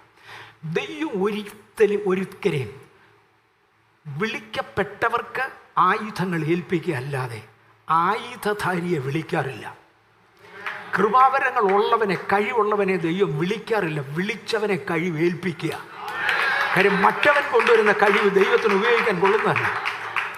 തൻ്റെ സൻബല്ലത്തും തോബിയാവും എല്ലാം കൂടെ പണ്ടൊരിക്കൽ ഇസ്രായേൽ ജനത്തിൻ്റെ അടുക്കൽ വന്ന് പറഞ്ഞു, ഞങ്ങളും കൂടെ നിങ്ങളുടെ കൂടെ പണിതോട്ടെ.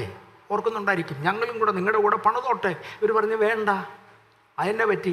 നിൻ്റെ സിമെൻറ്റും ഞങ്ങളുടെ സിമെൻറ്റും കൂടെ ചേരുകയില്ല, നിൻ്റെ കരണ്ടിയും എൻ്റെ കത്തിയും കൂടെ ചേരുകയില്ല, നിൻ്റെ മുട്ടികയും എൻ്റെ ഇഷ്ടികയും കൂടെ തമ്മി മുട്ടത്തില്ല. നമ്മളുടെ രണ്ടും രണ്ടാ.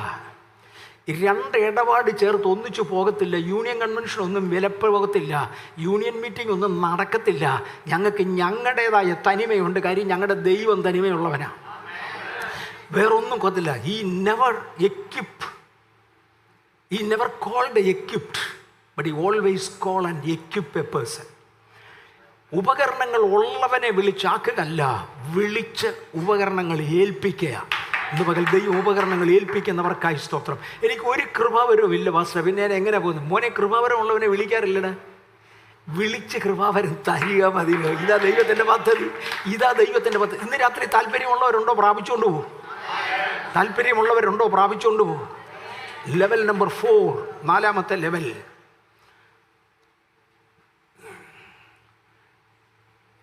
Time and assignment. ഇതും ഭയങ്കരം. നിങ്ങളിനി നിങ്ങളുടെ കലണ്ടറിലല്ല വർക്ക് ചെയ്യുന്നത്, നിങ്ങളുടെ ടൈം ടേബിളിൽ വർക്ക് ചെയ്യത്തില്ല. 3 ലെവൽ കഴിഞ്ഞവൻ ദൈവത്തിൻ്റെ ക്ലോക്കും ദൈവത്തിൻ്റെ ടൈം ടേബിളും ദൈവത്തിൻ്റെ സമയവുമാണ്. ഞാൻ ഇത്ര മണിക്ക് എഴുന്നേറ്റ് ഇന്നതിന് പോവും. സോറി, നിന്നെ എനിക്ക് കൊള്ളുകയില്ല. ഞാൻ എയർഫോഴ്സിലായിരുന്നു. എന്നെ വീട്ടിൽ നിന്ന് പഠിപ്പിച്ചിട്ടുണ്ട്, രാവിലെ ഇത്ര മണിക്ക് എഴുന്നേക്കണം, ഇന്നതൊക്കെ ചെയ്യണം, ഇത്ര മണിക്ക് കിടക്കണം. പട്ടാളത്തിൽ ചെന്നപ്പം പറഞ്ഞ് അതങ്ങ് വീട്ടിൽ വെച്ചേക്ക്, ഇവിടുത്തെ പ്രമാണം വേറെയാണ്.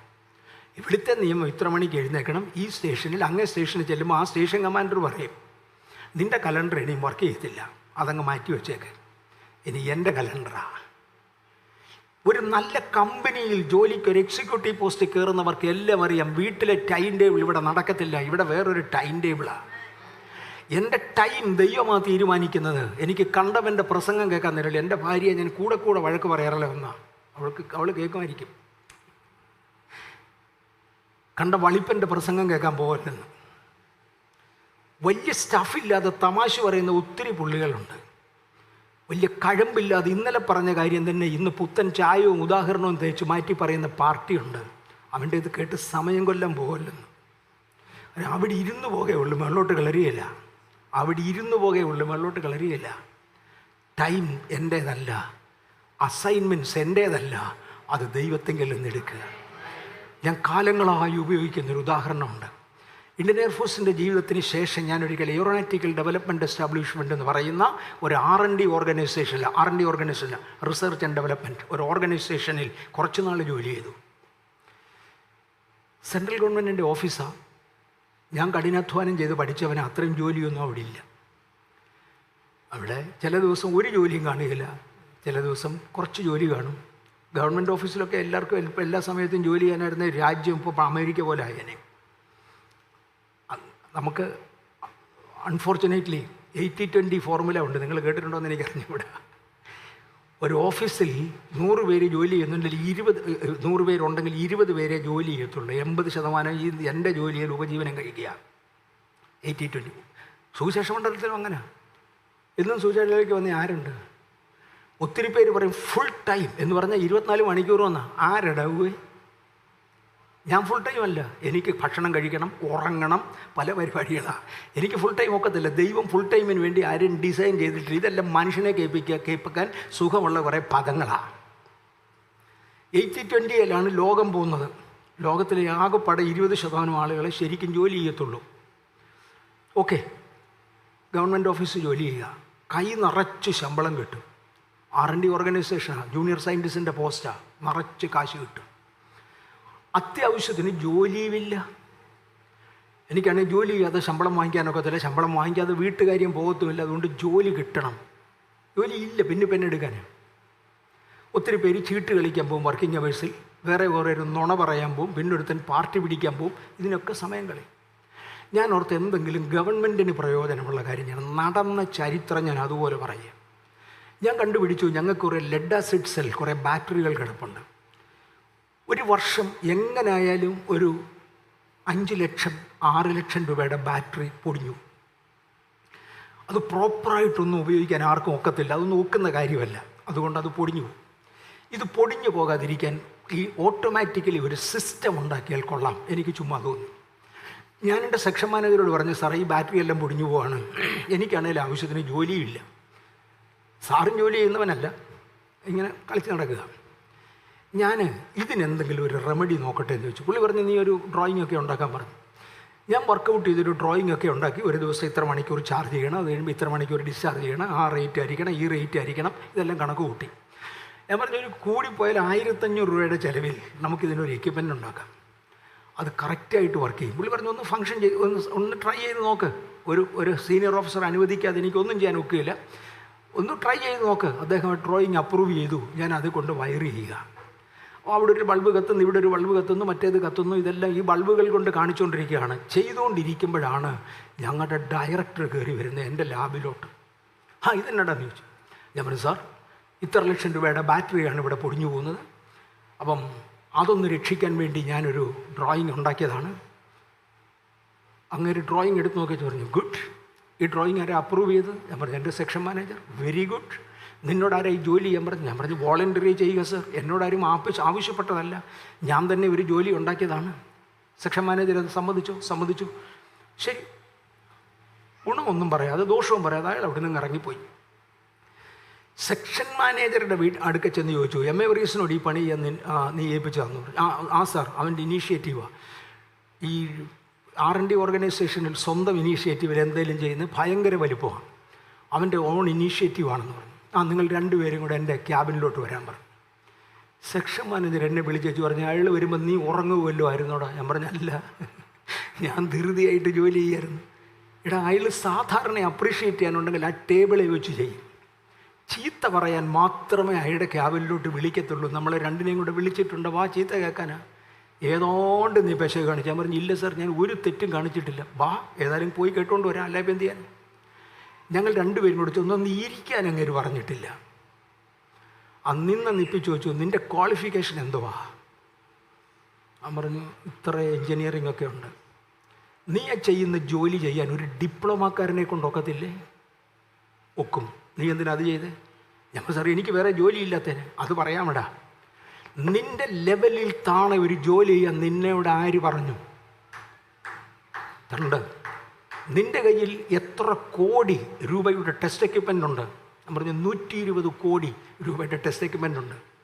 നീ ചെയ്യുന്ന ജോലി ചെയ്യാൻ എത്ര ടെസ്റ്റ് എക്യുപ്മെൻ്റ് വേണം? ഞാൻ പറഞ്ഞു, ഒരു 5 ലക്ഷത്തിൻ്റെ 5 ലക്ഷത്തിൻ്റെ ടെസ്റ്റ് എക്യുപ്മെൻ്റ് കൊണ്ട് ഒക്കുന്ന ഒരു ജോലി ചെയ്യാൻ 120 കോടിയുടെ ടെസ്റ്റ് എക്യുപ്മെൻ്റ് ഉപയോഗിച്ച് ക്വാളിഫിക്കേഷന് താഴെയുള്ള ഒരു ജോലി ചെയ്ത് നിന്നെ എന്നാ ചെയ്യണം? എൻ്റെ ഓഫീസർ ഇൻചാർജിനോട്, സെക്ഷൻ കമാൻഡറോട് ചോദിച്ചു, പറയടാ, ഇങ്ങനൊരു പണി ഏൽപ്പിച്ചത് ആരാ? അയാൾ പറഞ്ഞു, സാർ, ഞങ്ങൾക്ക് ഒരു ജോലിയില്ല. സാർ, ഞങ്ങൾക്ക് ജോലി തരില്ല. അയാൾ പറഞ്ഞു, ഞാനൊരു 1 തരം ലൈബ്രറി ഉണ്ടാക്കിയിട്ടിട്ടുണ്ട്, അവിടെ പോയി ഭാവി കാര്യങ്ങളെക്കുറിച്ച് പഠിക്കടാ, അവനവൻ്റെ സ്റ്റാറ്റസിന് താഴെയുള്ള ജോലി ചെയ്യരുത് മേലാൽ. ഞങ്ങൾ 2 പേരും കൂടെ ഇറങ്ങിപ്പോരുമ്പോൾ സെക്ഷൻ മാനേജറിനോട് പറഞ്ഞിടാ, സത്യമാണ്, സത്യമാണ്, അയക്കും എനിക്കും ഒരേ ക്വാളിഫിക്കേഷനാണ്. അയാളും ഞാനും ഒരേ സമയത്ത് ഡിഫൻസിൽ ഈ R&D ചേർന്നതാണ്. അയാൾ ഡയറക്ടറായി, ഞാൻ താഴത്തേൻ്റെ താഴെയാണ്. കാര്യം കാഴ്ചപ്പാടിൻ്റെ വ്യത്യാസമാണ്. സത്യമാണ്, അവനവൻ്റെ ജോലി താണതിന് പോകല്ലേ. എനിക്കറിയാവുന്നത് കേൾക്കാൻ രണ്ടാമത് പോകരുത്. കാര്യം പുതിയത് ഒരു വെളിപ്പാടും ദൈവത്തിങ്കിൽ നിന്ന് ഇല്ലത്തവും പറയുന്നത് കേൾക്കാൻ പോയാൽ ആ പഴയ വളിപ്പിൻ്റെ അകത്ത് ഞാനും പോവും. അഭിഷേകം നിലനിർത്തണോ? അവനവൻ്റെ ലെവലിൽ കയറി വാ. അടുത്ത ലെവലിലേക്ക് നോക്ക്, താഴോട്ട് നോക്കരുത്. ഈ ആശയം കിട്ടുന്നവർക്കായി സ്തോത്രം. അവനവൻ്റെ ലെവലിൻ്റെ മുകളിലോട്ട് കയറാൻ നോക്ക, താഴോട്ട് പോകാൻ നോക്കരുത്. Never stoop down. അങ്ങനൊരു വാക്കുണ്ട് കേട്ടോ, നെവർ സ്റ്റൂപ്പ് ഡൗൺ. താഴോട്ട് നോക്കരുത്. കാര്യം നിനക്ക് കിളരണോ, മേളിലോട്ട് നോക്ക്. ചാടുന്നവരെ കുറിച്ച് പറയാറുണ്ട്, if you want to really jump up, ചാടണമെന്നുണ്ടെങ്കിൽ aim at moon and jump. ചന്ദ്രനെ ചെല്ലാനേ ചാടാവൂ.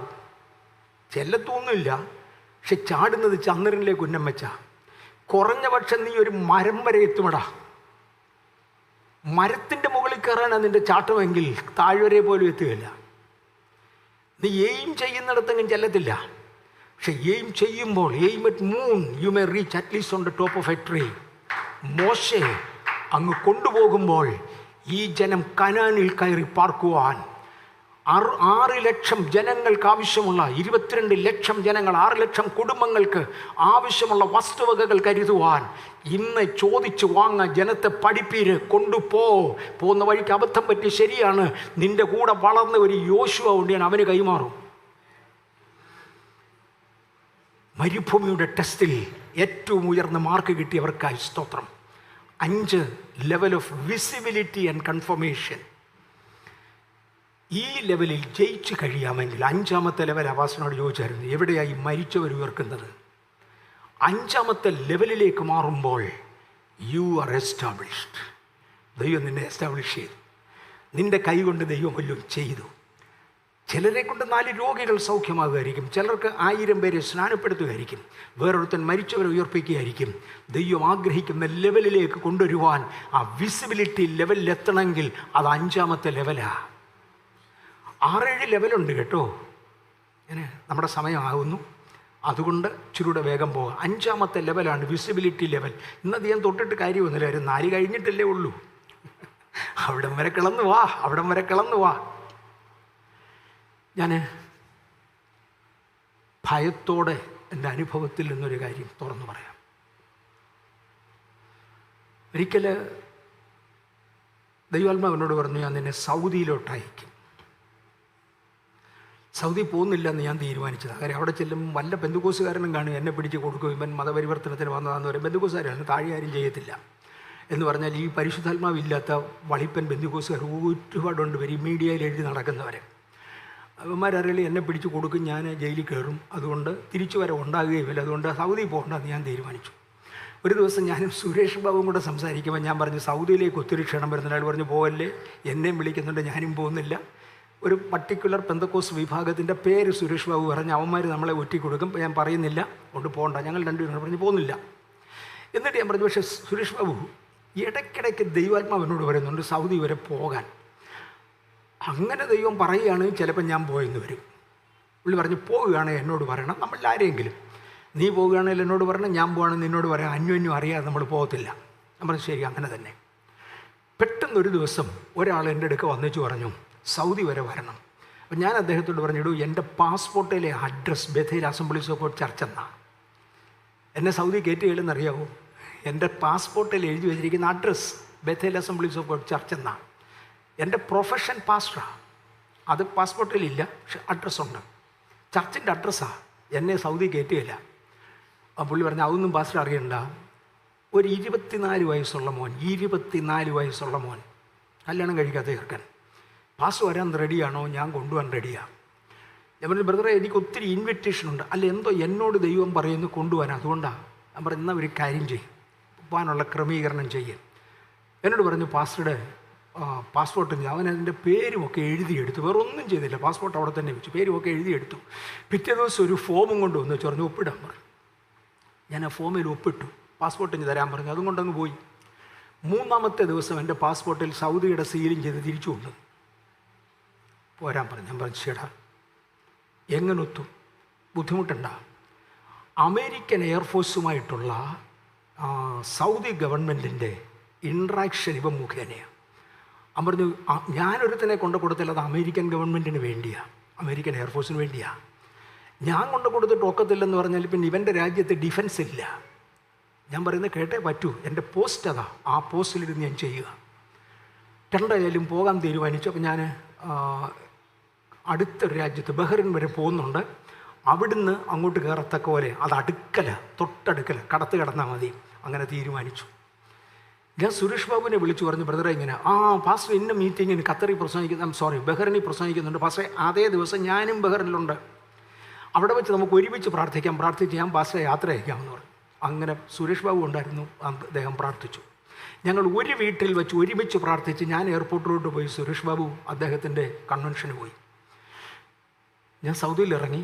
ഒരു മനുഷ്യൻ, ദൈവമനുഷ്യനെ കുരുടാക്കുക എന്ന് പറഞ്ഞ് ഇങ്ങനെയൊക്കെയാണ് കഴുതകൾ അവിടെ ഇരിക്കുന്നതെന്ന് പറയാം.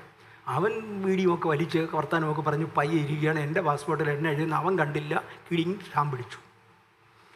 എന്നെ ഒരു വീട്ടിൽ കൊണ്ടുവന്നു. കോട്ടയംകാരൻ്റെ വീടാണ് ഇത്, കോട്ടയംകാരൻ്റെ വീടാണ്. അവിടെ ചെന്നപ്പോൾ അദ്ദേഹം പറഞ്ഞു, ഭാര്യയും മക്കളും ഇവിടെ ഇല്ല, ഞാൻ ഒറ്റയ്ക്കാണ് താമസിക്കുന്നത്, എൻ്റെ വീട്ടിൽ വെച്ചാണ് മീറ്റിംഗ് പ്രപ്പോസ് ചെയ്തിരിക്കുന്നത്, ഇവിടെ വെച്ചാൽ. ഞങ്ങളുടെ ബെഡ്റൂമിൽ വെച്ചായിരിക്കും മീറ്റിംഗ് നടക്കുന്നത്. അതെല്ലാം സീൽ ചെയ്ത് നിങ്ങൾ കേട്ട് കാണും. ശബ്ദം പുറത്തു പോകാതെ ആണ്. ഒരു 45 പേര് വരെ ഇരിക്കാം. 40 പ്രതീക്ഷിച്ചാൽ മതി. ഇതിനകത്ത് വെച്ചാണ് പാസ്റ്ററുടെ താമസിച്ചോളാൻ പറഞ്ഞത്. എന്നിട്ട് എന്നോട് പറഞ്ഞു, പാസ്റ്ററെ എനിക്ക് അത്യാവശ്യമായിട്ട് ഓഫീസ് വരെ ഒന്ന് പോകണം. രാവിലെ 6 മണിയാകുന്നതേ ഉള്ളൂ. എനിക്ക് അത്യാവശ്യമായിട്ട് ഓഫീസ് വരെ ഒന്ന് പോകണം. ഒരു ചായയൊക്കെ ഇട്ട് തന്നു. എനിക്കും കൂടെ വന്ന പാസ്റ്റേഴ്സിനും എല്ലാം ഒരു ചായ തന്നു. കഴിഞ്ഞേച്ച് പറഞ്ഞു, ബ്രേക്ക്ഫാസ്റ്റ് കഴിക്കുന്നതിന് മുമ്പേ ഞാനിങ്ങ് വരാം. എനിക്ക് അത്യാവശ്യമായിട്ട് ഓഫീസിലേക്ക് പോകണം. ഒരു അരമണിക്കൂർ. ഞാൻ ഇല്ലാത്തപ്പോൾ ആരെങ്കിലും ഒന്ന് ബെല്ലടിച്ചാൽ തുറക്കല്ലേ. അത്ര എനിക്കും അറിയാം. ഒരു വല്ലാത്ത രാജ്യം വന്ന് നന്നായിട്ടറിയാം. അതുകൊണ്ട് ആരും ബെല്ലടിച്ചാൽ തുറക്കരുത് എന്നുള്ളത് എനിക്കും അറിയാം. ഞാനും ഒത്തിരി യാത്ര ചെയ്തിട്ടുള്ള ആളാണ്. അങ്ങനെ ആട്ടെന്നു ഇയാൾ ഇറങ്ങി. കൂടിയാൽ 2 മിനിറ്റ് 120 സെക്കൻഡിനകം ആരോ വന്ന് ബെല്ലടിച്ചു. ഞാൻ ഓർത്തത് ഇയാൾ തന്നെ തിരിച്ചു വന്നതായിരിക്കും. എന്തെങ്കിലും മറന്നതുകൊണ്ട് അദ്ദേഹം തന്നെ തിരിച്ചു വന്നതായിരിക്കും. അല്ല, 2 മിനിറ്റിനകം ആരാ ബെല്ലടിക്കുന്നത്. എങ്കിലും തുറക്കുന്നില്ല. ഞാൻ അടുത്തൊരു ജനലിൻ്റെ അടുക്ക ചെന്ന്, കതക് ഇവിടെയാണെങ്കിൽ അടുത്തൊരു ജനലിൻ്റെ അടുക്ക ചെന്ന് കർട്ടൺ ഒന്ന് മാറ്റി അയാൾ തന്നെയാണോ എന്നൊന്ന് നോക്കാമെന്നും കണ്ട് കർട്ടൻ മാറ്റി ബെല്ലടിച്ച പുള്ളി അടിച്ച് നേരെ ഈ ജനലിൻ്റെ അടുക്ക വന്നു. കർട്ടൻ തുറന്നപ്പോൾ എൻ്റെ മുന്നിലുണ്ട്. എന്നോട് പറഞ്ഞു, വാസിൽ തുറക്കുങ്ക കർത്തർക്ക് ഉങ്ങൾക്കിട്ട് പേശ വേണം. ദൈവത്തെ നിന്നോട് സംസാരിക്കാനുണ്ട്, വാതിൽ തുറക്കാൻ. ഏത് ലോകത്തിലാണെന്ന് എനിക്ക് മനസ്സിലാകുന്നില്ല. ഞാനൊരാത്മശക്തിയിലായി വന്ന് കതക് തുറന്നത് എനിക്ക് ഓർമ്മയുണ്ട്. ഞാൻ മുട്ടുകുത്തി അവിടെ വീണു. ആത്മവിവശതയായിരിക്കുകയില്ല, എനിക്കറിഞ്ഞുകൂടാ, ബോധം മറഞ്ഞിട്ടില്ല. മുട്ടുകുത്തി അവിടെ വീണു. അവൻ്റെ ചവറ്റുകടയ്ക്കൽ ഒരു മാറ്റിട്ടിട്ടുണ്ട്. അതിൽ ഈ മനുഷ്യൻ അകത്ത് കയറി, അകത്തുനിന്ന് പൂട്ടി. അയാളും മുട്ടുകുത്തി. എന്നോടൊരു തൂത് പറഞ്ഞു, ദൈവം നിന്നെ സൗദിയിൽ കൊണ്ടുവന്നത് ചില കാര്യങ്ങൾക്കാണ്. സൗദിയിൽ സുവിശേഷത്തിൻ്റെ വാതിൽ തുറന്നിട്ടില്ല, അത് തുറക്കാനാണ് നിന്നെ കൊണ്ടുവന്നത്. ഇന്ന് രാത്രിയിലത്തെ മീറ്റിങ്ങിൽ 1000-ലധികം ആളുകൾ കൂടും. ആ റൂമിനകത്ത് 45 പേര് കയറുമെന്നാണ് പറഞ്ഞ് അതിൻ്റെ മുന്നിൽ മുട്ടുകുത്തിക്കൊണ്ടായി പറയുന്നത്. ഇന്ന് രാത്രിയിലത്തെ മീറ്റിങ്ങിൽ 1000-ലധികം ആളുകൾ കൂടും. തുടർന്ന് സൗദിയിൽ സുവിശേഷത്തിൻ്റെ വാതിൽ തുറക്കും. ഭരണം മാറും. വാതിൽ തുറക്കാനാണ് നിന്നെ ഇവിടെ കൊണ്ടുവന്നത്. പാസ്റ്റർ ഒരിക്കൽ എന്നോട് ഒരു ദൂതെടുത്തു. സമൃദ്ധിയുടെ അപ്പോസ്തലൻ നിന്നെ വിളിക്കുന്നു. ഓർമ്മയുണ്ടോ? അതിന് മുമ്പിലത്തെ ചരിത്രമായത്. പിന്നെ ആ ദൂതൊക്കെ 2, നിൻ്റെ അപ്പോസ്തലത്വം തെളിയിക്കേണ്ടതിന് ഈ വർഷം അവസാനിക്കുന്നതിന് മുന്നേ, ഇത് ഫെബ്രുവരിയില്ല, നിൻ്റെ കൈകൊണ്ട് ഒരു മരിച്ചവനെ ഉയർക്കും. അപ്പോസ്തലികത്വം തെളിയിക്കണമെങ്കിൽ ഒരു ഘടകം കൂടെ വേണം. നിൻ്റെ കൈകൊണ്ട് ഒരു മരിച്ചവനെ ഉയർക്കും. ഞാൻ ആകെ വിറയിലോടെ കേട്ടു. വിറയിലോടെ. ഇതൊന്നും നടക്കുന്ന കാര്യമല്ല. മുറിക്കകത്ത് 45 പേർക്ക് ഇരിക്കാമെന്നാണ് പറഞ്ഞ്. ഇവിടെ 1000-ലധികം ആൾ കൂടുമെന്നാണ് പറഞ്ഞു. നിൻ്റെ ആളുകൾ വരുമ്പോൾ പറഞ്ഞേക്ക്, എന്നതാണ് പേര് മറന്നുപോയി, ഒരു തമിഴ് സഹോദരനാണ്, സിലോൺകാരനാണ്. ആ ആൾ വന്നിരുന്നു, പറഞ്ഞു എന്ന് പറഞ്ഞേക്ക്. അവർക്കെല്ലാം എന്നെ അറിയാം. ഒരു സൗദിയുടെ വീട്ടിലെ ഡ്രൈവരാണ് ജോലി. ഞാൻ വന്നു പറഞ്ഞു എന്ന് പറഞ്ഞേക്ക്. ഞാൻ അദ്ദേഹത്തോട് പറഞ്ഞു, ദൈവവൈദ്യരെ, ദൈവദാസ, ഇതെൻ്റെ വീടല്ല. ഒരു ചായ ഇട്ട് തരാൻ എനിക്കറിയാൻ വയ്യ. ഇവിടെ അടുക്കളയും അറിയത്തില്ല, ചായയും അറിയത്തില്ല. പക്ഷേ എൻ്റെ അടുക്കൽ വന്ന ഒരാളിനെ ഞാൻ എങ്ങനെ വിടും? ഒരു 10 രൂപ സൗദി നാണയം തരാൻ എൻ്റെ ഇല്ല. ഞാൻ നിൻ്റെ എന്ത് തരും? ഒരു ദൈവദാസൻ എൻ്റെ അടുത്ത് വന്നിട്ട് അങ്ങനെ പോകാനൊക്കത്തില്ല. അതുകൊണ്ട് ദയവേത് ഇത് വെക്ക്. ഞാൻ എൻ്റെ കയ്യിലൊരു $100 നോട്ടുണ്ടായിരുന്നു, അതെടുത്ത് കൊടുത്തു. അദ്ദേഹം എന്നോട് പറഞ്ഞു, പാസ്റ്ററെ, സാറേ, ഞാനും ഒരു ദൈവദാസനെ കണ്ടാൽ എന്തേലും ചെയ്യാതെ പോകാറില്ല. എൻ്റെയിലും കാശില്ല. അതുകൊണ്ട് നിൻ്റേത് നീ വെച്ചോ, എൻ്റേത് ഞാൻ വെച്ചേക്കാം. എല്ലാവരും വരുമ്പം പറഞ്ഞേക്ക് ഇങ്ങനെ വന്ന് പറഞ്ഞേച്ചു പോയി. വിറച്ചുകൊണ്ട് അയാൾ പോയി. ഞാൻ വാതിലടച്ചകത്തിരുന്നു. അരമണിക്കൂറിനകം വീട്ടുകാരൻ വന്നു. ഞാൻ പറഞ്ഞു, ബ്രദറെ, ഇങ്ങനൊരു സംഭവം ഉണ്ടായി. പുള്ളി വന്ന് അകത്ത് കയറി എന്നോട് ഇങ്ങനെയൊക്കെ പറഞ്ഞു. ആ മനുഷ്യൻ ഇവിടെ വന്നു. ഞാൻ പറഞ്ഞു, അങ്ങനെ പറഞ്ഞാൽ വന്ന്, എനിക്ക് അത്രേ അറിയത്തുള്ളൂ. അത് കഴിഞ്ഞ് എൻ്റെ കയ്യിൽ ഫോട്ടോയും ഒന്നുമില്ല. അയ്യോ, ആ മനുഷ്യൻ പറഞ്ഞാൽ അതുപോലെ നടക്കും. ഇവിടുത്തെ രാജാവിൻ്റെ അമ്മ ക്യാൻസറായി ചാകാൻ തുടങ്ങിയപ്പോൾ അയാൾ പോയി പ്രാർത്ഥിച്ച് എഴുന്നേൽപ്പിച്ചതാണ് ആ സ്ത്രീയെ. രാജസന്നിധിയിലേക്ക് പ്രവേശനമുള്ള മനുഷ്യനാണ് അയാൾ. ഇവിടെ പ്രസിദ്ധനാണ്. പാസ്റ്ററെ, അങ്ങനെയാണെങ്കിൽ നടക്കും കേട്ടോ. പറഞ്ഞു, എനിക്കറിഞ്ഞൂടാ. അങ്ങൊരു പെട്ടെന്ന് അദ്ദേഹത്തിൻ്റെ പാസ്റ്ററെ വിളിച്ചു. പാസ്റ്റർ വേറൊരുത്തനെ വിളിച്ചു. 1 മണിക്കൂറിനകം 5-6 പാസ്റ്റേഴ്സ് വീട്ടിൽ വന്നു. പറഞ്ഞു രാജേന്ദ്രൻ സിലോണിലെ രാജേന്ദ്രൻ. കണ്ടാൽ എങ്ങനെ ഇരിക്കും, മുടിയുടെ എങ്ങനെ ഉണ്ടായിരുന്നു, അതെങ്ങനെ ഉണ്ടായിരുന്നു, ഇതെങ്ങനെ ഉണ്ടായിരുന്നു, ഓരോന്ന് ചോദ്യം തുടങ്ങി. ഞാൻ പറഞ്ഞു എനിക്കറിയാവുന്ന ഇത്രയൊക്കെയാണ്. ഒരു പാസ്റ്റർ പറഞ്ഞു, അങ്ങനെ പറഞ്ഞെങ്കിൽ നമുക്കൊരു കാര്യം ചെയ്യാം, ഒരു ഫാം ഹൗസ് വാടകയ്ക്ക് എടുക്കാം. 1000-1200 പേർക്ക് കൂടാവുന്ന ഒരു ഫാം ഹൗസ് വാടകയ്ക്ക് എടുക്കാം. അവിടെ ഇരുന്ന് മിനിറ്റുകൾ കൊണ്ടൊരു തീരുമാനമെടുത്തൊരു ഫാം ഹൗസ് വാടകയ്ക്ക് എടുത്തു. അന്ന് വൈകിട്ട്, രാവിലെ 6 മണിക്കാണ് ഞാൻ അവിടെ വീട്ടിൽ ചെല്ലുന്നത്. അന്ന് വൈകിട്ടത്തെ മീറ്റിങ്ങിൽ 1200 പേരുണ്ടായിരുന്നു. ആ വർഷം അതിനെ തുടർന്നാണ് KC ജോൺ പാസ്റ്റർ പോകുന്നത്. KC ജോണിന് 3000-ഓളം ആൾ കിട്ടി. അതിനെ തുടർന്നാണ് ബെന്നിഹിന് പോകുന്നത്. അതേ വർഷം ബെന്നിഹിന് 10,000-ഓളം ആൾ കിട്ടി. തുടർന്ന് രാജാവ് മാറി. ഇന്ന് ക്രിസ്ത്യാനിക്ക് അവിടെ സ്വാതന്ത്ര്യമായി. എൻ്റെ അറിവോളം ഇന്ന് അധികാരികൾ സ്നാനപ്പെട്ടു തുടങ്ങി. ഒരു വാതിൽ തുറക്കാൻ തമ്പുരാൻ ഒരാളിനെ വേണമായിരുന്നു. അതിനൊരു അപ്പസ്തോലൻ വേണം. അങ്ങനെയാണെങ്കിൽ അപ്പസ്തോലനാണെന്നുള്ളതിൻ്റെ തെളിവിന് വേണ്ടി മരിച്ചവരെയും ഒരുത്തൻ ഉയർക്കണം. അതേ വർഷം ജൂൺ ആയപ്പോൾ സാമച്ചൻ പാസ്റ്റർ എന്നോടൊരു ദൂതെടുത്തു. ഈ വർഷത്തിന് ഷട്ടർ വീഴുന്നതിന് മുന്നമേ, 2004, ഈ വർഷത്തിന് ഷട്ടർ വീഴുന്നതിന് മുന്നമേ നിൻ്റെ കൈ കൊണ്ടൊരു മരിച്ചവനെ ഉയർക്കും. നിൻ്റെ മേലുള്ള അപ്പസ്തോലിക വിളിയുടെ കൺഫർമേഷനാണ്. സഭ അന്നു മുതൽ പ്രാർത്ഥിക്കുക.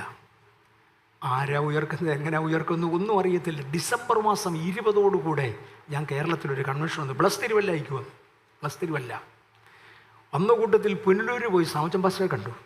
സാമച്ചനോട് വീണ്ടും ദൂത് ആവർത്തിച്ചു, ഈ വർഷത്തിന് ഷട്ടർ വീഴുന്നതിന് മുമ്പേ നിൻ്റെ കൈ കൊണ്ടൊരു മരിച്ചവനെ ഉയർക്കും. 11 ദിവസം ബാക്കിയുണ്ട്, ഒരു മരിച്ചവനെ ഉയർക്കും. ഞാൻ പ്രാർത്ഥനയോടൊക്കെ, കർത്താവ് ഇത് ആരാന്നും കണ്ട, എന്നാന്നും കണ്ട. ശകലം കൂടെ കഴിഞ്ഞു പറഞ്ഞു, പുന്നൂസ് എന്നൊരു പേര് ദൈവാത്മാവ് കാണിക്കുന്നു.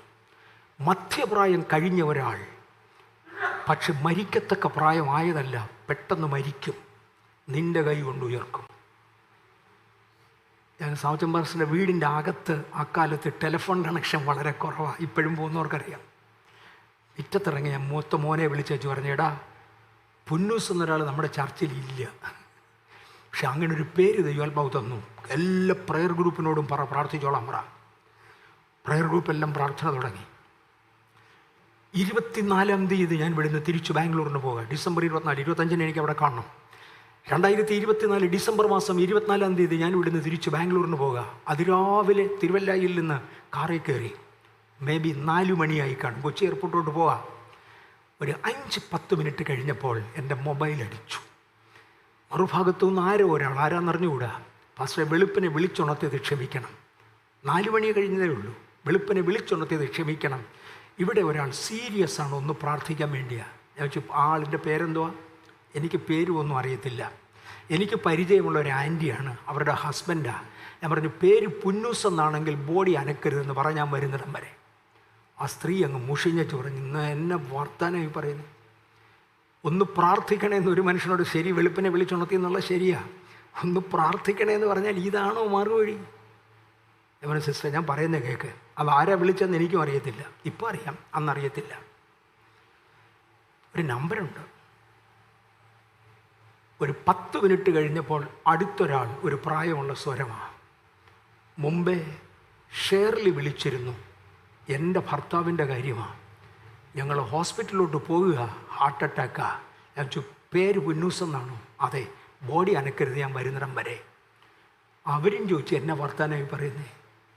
ഒരാശ്വാസത്തിനല്ലേ ഒരാളിനെ പ്രാർത്ഥിക്കാൻ വിളിക്കുന്നത്, എന്നെ വർത്താനം. ഞാൻ പറഞ്ഞു ആൻറ്റി ഇതിനേക്കാൾ കൂടി എന്നെ ആശ്വാസമാണ്, ബോഡി അനക്കരുത്. ഞാൻ നേരെ ഹോസ്പിറ്റലിലോട്ട് വരിക. 9:15 ഞാൻ ലാൻഡ് ചെയ്യും, അത് കഴിഞ്ഞേ പോകുന്നുള്ളൂ. പെട്ടെന്ന് ഞാൻ മോനെ വിളിച്ചെടാ പുന്നൂസിനെ കിട്ടിയടാ, വോക്കാട്സ് ഹോസ്പിറ്റലിലോട്ട് പോയിട്ടുണ്ട്. ഇന്ന് ഡ്രൈവറെ വിടരുത് പിക്ക് ചെയ്യാൻ. അന്ന് ഞങ്ങളുടെ ഡ്രൈവർ വെള്ളത്തിൽ മുങ്ങിയതാണെന്നേ ഉള്ളൂ, മറുഭാഷയൊക്കെ പറയും. പക്ഷേ അവന് എനിക്ക് തോന്നുന്നു സെക്കൻഡ് കാറ്റഗറിയാണ്. അവനെ വിടരുത്. ഇപ്പോഴത്തെ ആളല്ല കേട്ടോ, ഇപ്പോഴത്തെ മാന്യന്. അന്നത്തെ പുള്ളി വിടരുത്, നീ തന്നെ എന്നെ പിക്ക് ചെയ്യാൻ വാ, നമ്മൾ ഒന്നിച്ച് വോക്കാട്സിലോട്ടാണ് പോകുന്നത്. എല്ലാവരും പ്രാർത്ഥിക്കുന്നുണ്ട്. മോൻ വന്നു, പിക്ക് ചെയ്തു. രാവിലെ വോക്കാട്സിൽ ചെന്നു. ഡോക്ടറെ കണ്ടു. ഡോക്ടർ പറഞ്ഞു യു ആർ ലേറ്റ്, പക്ഷേ നിനക്ക് കാഴ്ചയ്ക്ക് വേണ്ടി വെച്ചിട്ടുണ്ട്. നീ വന്ന ശേഷം മാത്രമേ ബോഡി അനക്കാവൂ എന്ന് ഇവരുടെ ആളുകൾ പറഞ്ഞിട്ടുണ്ട്. അതുകൊണ്ട് നിനക്ക് വേണ്ടി വെയിറ്റ് ചെയ്യുക. 2-3 കണ്ടീഷൻ. ഒന്ന്, അവിടെ കിടക്കുന്നവരെല്ലാം സീരിയസ് പേഷ്യൻസാണ്. അതുകൊണ്ട് അവിടെ ശബ്ദം വെക്കരുത്, കരയരുത്, പുകയിട്ടരുത്, ബഹളം വെക്കരുത്, കരയരുത്, ശബ്ദം വെക്കരുത്, പുകയിടരുത് എന്നുള്ളത് അയാൾ 2 പ്രാവശ്യം പറഞ്ഞു. അപ്പോൾ ഞാൻ പറഞ്ഞു, I am a non smoker, ഞാൻ പുക വലിക്കുന്നവനല്ല, വിരോധമില്ല. പോയി. ഞാൻ ചെന്നപ്പോൾ ബെഡേ കിടപ്പുണ്ട്. എൻ്റെ ചർച്ചിലെ ഒരു മോളാണ് നേഴ്സ്. അവൾ പറഞ്ഞു, അങ്കിൾ ഹീ ഈസ് ഫ്ലാറ്റ്. പറഞ്ഞ ആൾ പോയി എന്നാ അവരുടെ മെഡിക്കൽ ലാംഗ്വേജാണ്. Uncle he is flat. പ്രാർത്ഥിക്കുമ്പോൾ സുഖമാകണമെന്നും കയറി പ്രാർത്ഥിച്ചു കളയല്ല, നമുക്ക് പിന്നെ ഇവിടെ ജോലി ചെയ്യേണ്ടതാണ്. Is flat. അവ കൊണ്ടുപോയി. ഞാൻ പയ്യെ അടുത്തി എന്നാൽ കയ്യെ തട്ടി. ഞാൻ പറഞ്ഞു, പുന്നൂസ് കം ബാക്ക്. ഇപ്പോഴും ഞാൻ ഓർക്കുന്നുണ്ട്, പുന്നൂസ് കം ബാക്ക്. 3-ാം പ്രാവശ്യം എൻ്റെ ശബ്ദമൊന്ന് ഉയർന്നു. ഞാൻ അറിയാൻ വയ്യാത്ത വേറൊരു ശക്തിക്ക് ഞാൻ അധീനനായി. ഞാൻ കയ്യിൽ ഒരു തട്ട് തട്ടി വെച്ച് പറഞ്ഞു, പുന്നൂസ് കം ബാക്ക്. ഡോക്ടറിൻ്റെ കയ്യെ കയറി പിടിച്ച് പറഞ്ഞു, ഞാൻ ശബ്ദം ഉണ്ടാക്കരുത് ഞാൻ പറഞ്ഞില്ല. ഞാൻ പറഞ്ഞു, ഡോക്ടറെ പണി കഴിഞ്ഞ് ഞാൻ പോവാ. ഒരു ഫസ്റ്റ് ഫ്ലോറിലാണത്. എന്നെ താഴെ ഇറക്കിക്കൊണ്ടുവന്നു. ഞാൻ ആൻറ്റി അവിടെ കരഞ്ഞുകൊണ്ട് നിൽപ്പുണ്ട്. ഞാൻ പറഞ്ഞു, ആൻറ്റി കരഞ്ഞിട്ട് കാര്യമില്ല. ആൻറ്റിയുടെ മോനും അവിടെ ഉണ്ട്. മോനാ പറഞ്ഞ പപ്പ പോയി. ഞാൻ പറഞ്ഞു, ആൻറ്റി കരയുണ്ട്. ആൻറ്റി ഇവിടെ നിന്ന് കരഞ്ഞിട്ട് ആർക്കെന്ത് ലാഭമാണ്? പുന്നൂസങ്ങൾ ഇപ്പം എഴുന്നേറ്റ് വരും. ആൻറ്റി എൻ്റെ കൂടെ കാറിൽ കയറുക, നമുക്ക് ചർച്ചിൽ പോയിരുന്ന് പ്രാർത്ഥിക്കാം. ഇപ്പം എഴുന്നേറ്റ് വരും, ചർച്ചിൽ പോയിരുന്ന് പ്രാർത്ഥിക്കാം. ആ ആൻറ്റി എൻ്റെ കൂടെ ശവം കളഞ്ഞേച്ച് വണ്ടിയെ കയറി. അതാണ് വിശ്വാസം. ഭർത്താവിൻ്റെ ശവം ഹോസ്പിറ്റൽ ബെഡേ കിടക്കുന്നു. ആൻറ്റി എൻ്റെ കൂടെ കാറിൽ കയറി. ഒരു 10 മിനിറ്റ് കഴിഞ്ഞവൾ പുറകിൽ നിന്ന് മോൻ്റെ കോള അമ്മയ്ക്ക്, മമ്മി പപ്പ കണ്ടു തുറന്നു. തുടർന്ന് പുന്നൂസങ്ങൾ ചതിച്ചു വന്നു, സ്നാനപ്പെട്ടു. ആൻറ്റി സ്നാനപ്പെട്ടു. ഇന്നും ആൻറ്റി ഉണ്ട്. 9 വർഷം കൂടെ അങ്കിൾ ജീവനോടിരുന്നു. 9 വർഷം കഴിഞ്ഞ ശേഷം വീണ്ടും മരിച്ചു. 2ാമത്തെ പ്രാവശ്യം ഉയർപ്പിക്കാൻ എന്നോട് ആവശ്യപ്പെട്ടില്ല. ആൻറ്റിക്ക് ഇതിനോടൊക്കെ മനസ്സിലായി ദൈവം എന്താ ചെയ്ത്. ആൻറ്റി ഇന്നും ഉണ്ട്.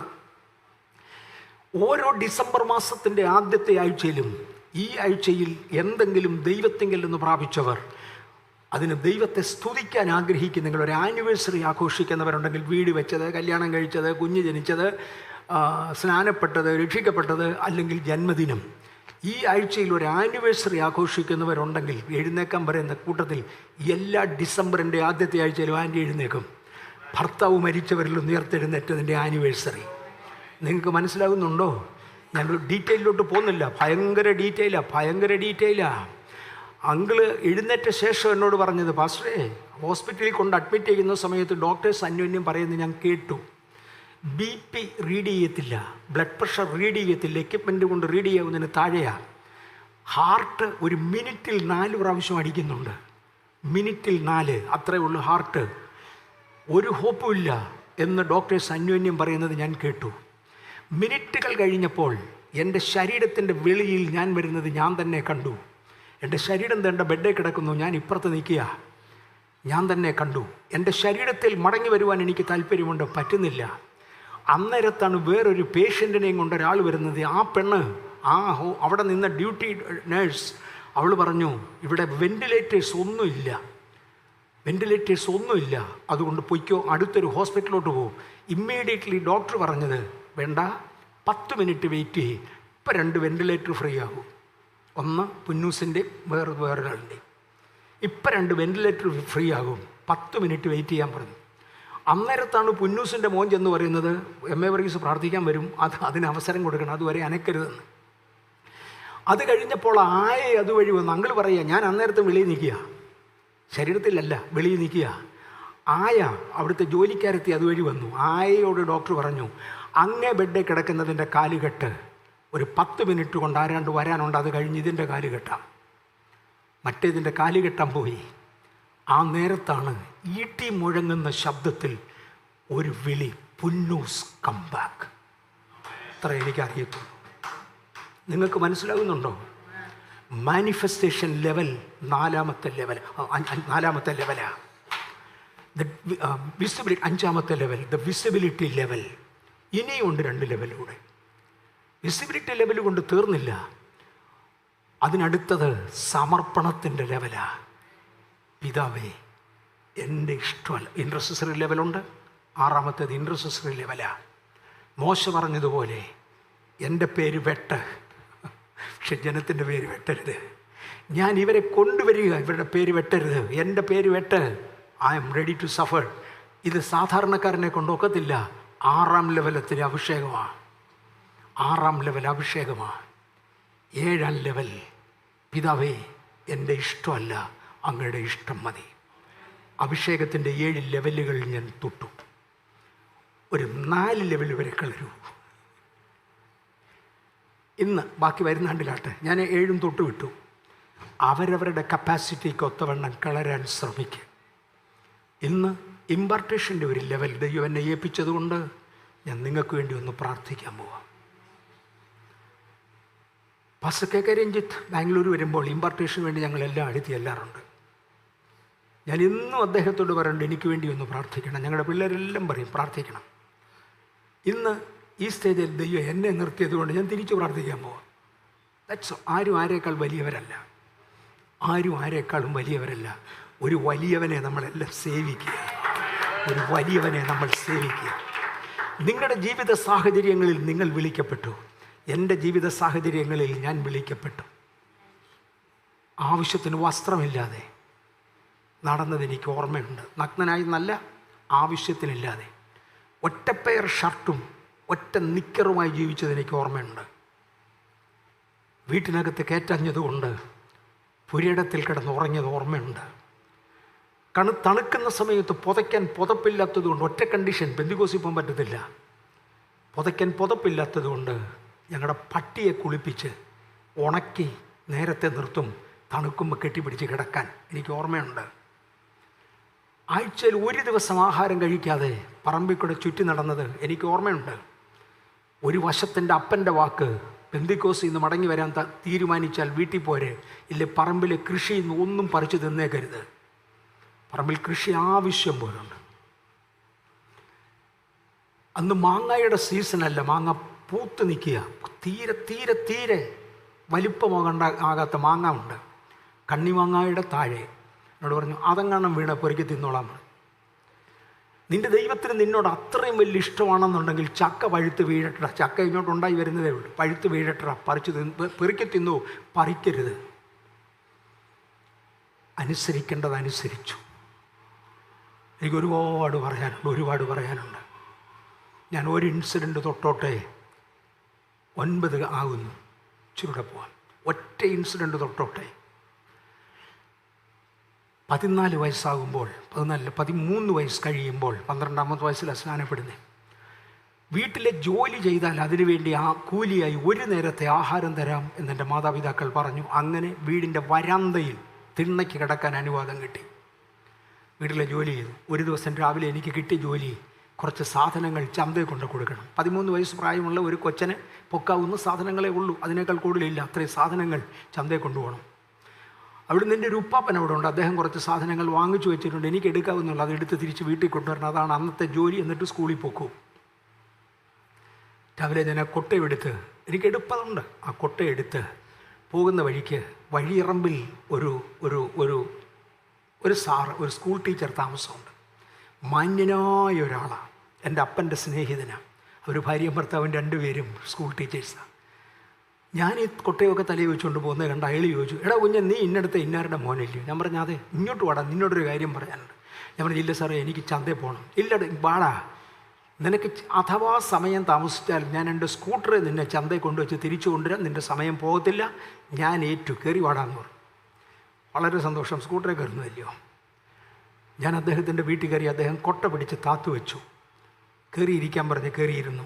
നല്ലൊരു കസേരയിൽ എന്നെ ഇരുത്തി. വീട്ടിലന്നേ വരാന്തയില്ല, ഒരു കസേരയിൽ എന്നെ ഇരുത്തി. എന്നോട് പറഞ്ഞിടാ, അടുത്ത ഞായറാഴ്ച നീ പള്ളിയിൽ വരണം. നീ ഇന്നടത്ത് ഇന്നാരുടെ മോനാ, അദ്ദേഹത്തിനൊരു സ്റ്റാറ്റസ് ഉണ്ട്, അതിൻ്റെ താഴെയാണ് നീ ഇന്ന് നടക്കുന്നത്.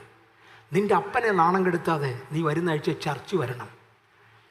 ഇന്ന് നിന്നെ വീട്ടിൽ കയറ്റും, ഞാൻ നിൻ്റെ അപ്പനോട് സംസാരിച്ചോളാം. ഇന്ന് കയറ്റും, ഞാൻ ഏറ്റു. ഞാൻ പറഞ്ഞു, സാറേ, ഞാൻ ആ പള്ളിയിലോട്ട് വരത്തില്ല.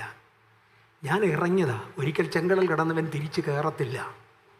ഞാൻ അങ്ങോട്ടില്ല, മിസ്രൈമിലോട്ട് ഇനിയില്ല, പറയുന്ന കേൾക്കണമെന്ന് പറഞ്ഞു. ഇതിനോടകം ആ സ്ത്രീ, അദ്ദേഹത്തിൻ്റെ ഭാര്യ, വല്ലതും കഴിച്ചുകൊണ്ട് സംസാരിക്കാൻ പറഞ്ഞ് കുറേ പലഹാരങ്ങൾ എനിക്കിഷ്ടമുള്ളത് കൊണ്ട് വെച്ച്, എനിക്ക് വൈകിട്ട് ഒരു നേരമേ ഉള്ള ആഹാരം, ഇന്ന് വൈകിട്ട് എനിക്ക് ആഹാരമുള്ള, രാവിലെ ഇല്ല. അന്നേരത്താണ് എനിക്ക് രുചികരമായി ഇഷ്ടപ്പെടുന്ന കുറേ സാധനങ്ങൾ പുറക്കി മുന്നിലോട്ട് വെച്ചുകൊണ്ട് പറഞ്ഞു, വല്ലതും കഴിച്ചുകൊണ്ട് വർത്തമാനം പറയാൻ പറഞ്ഞു. അപ്പോൾ മറ്റേ പുള്ളിയോട് രണ്ടാമത്തെ പ്രാവശ്യം പള്ളി വരത്തില്ലെന്ന് പറഞ്ഞേച്ച് ഞാനിത് രണ്ട് എടുക്കുക. അയാൾ ഒരു ഒറ്റ അലറിച്ചാൽ വെക്കടാ അവിടെ നിന്ന്. പെന്തിക്കോസുകാരെ തീറ്റാനല്ലടാ ഞങ്ങൾ ജോലി എടുക്കുന്നത്, വെക്കടാ അവിടെ, ഓർഡറാ ഇവിടെ ഞാൻ പട്ടി കഴിച്ചു വിടുവിടാന്ന് പറഞ്ഞു.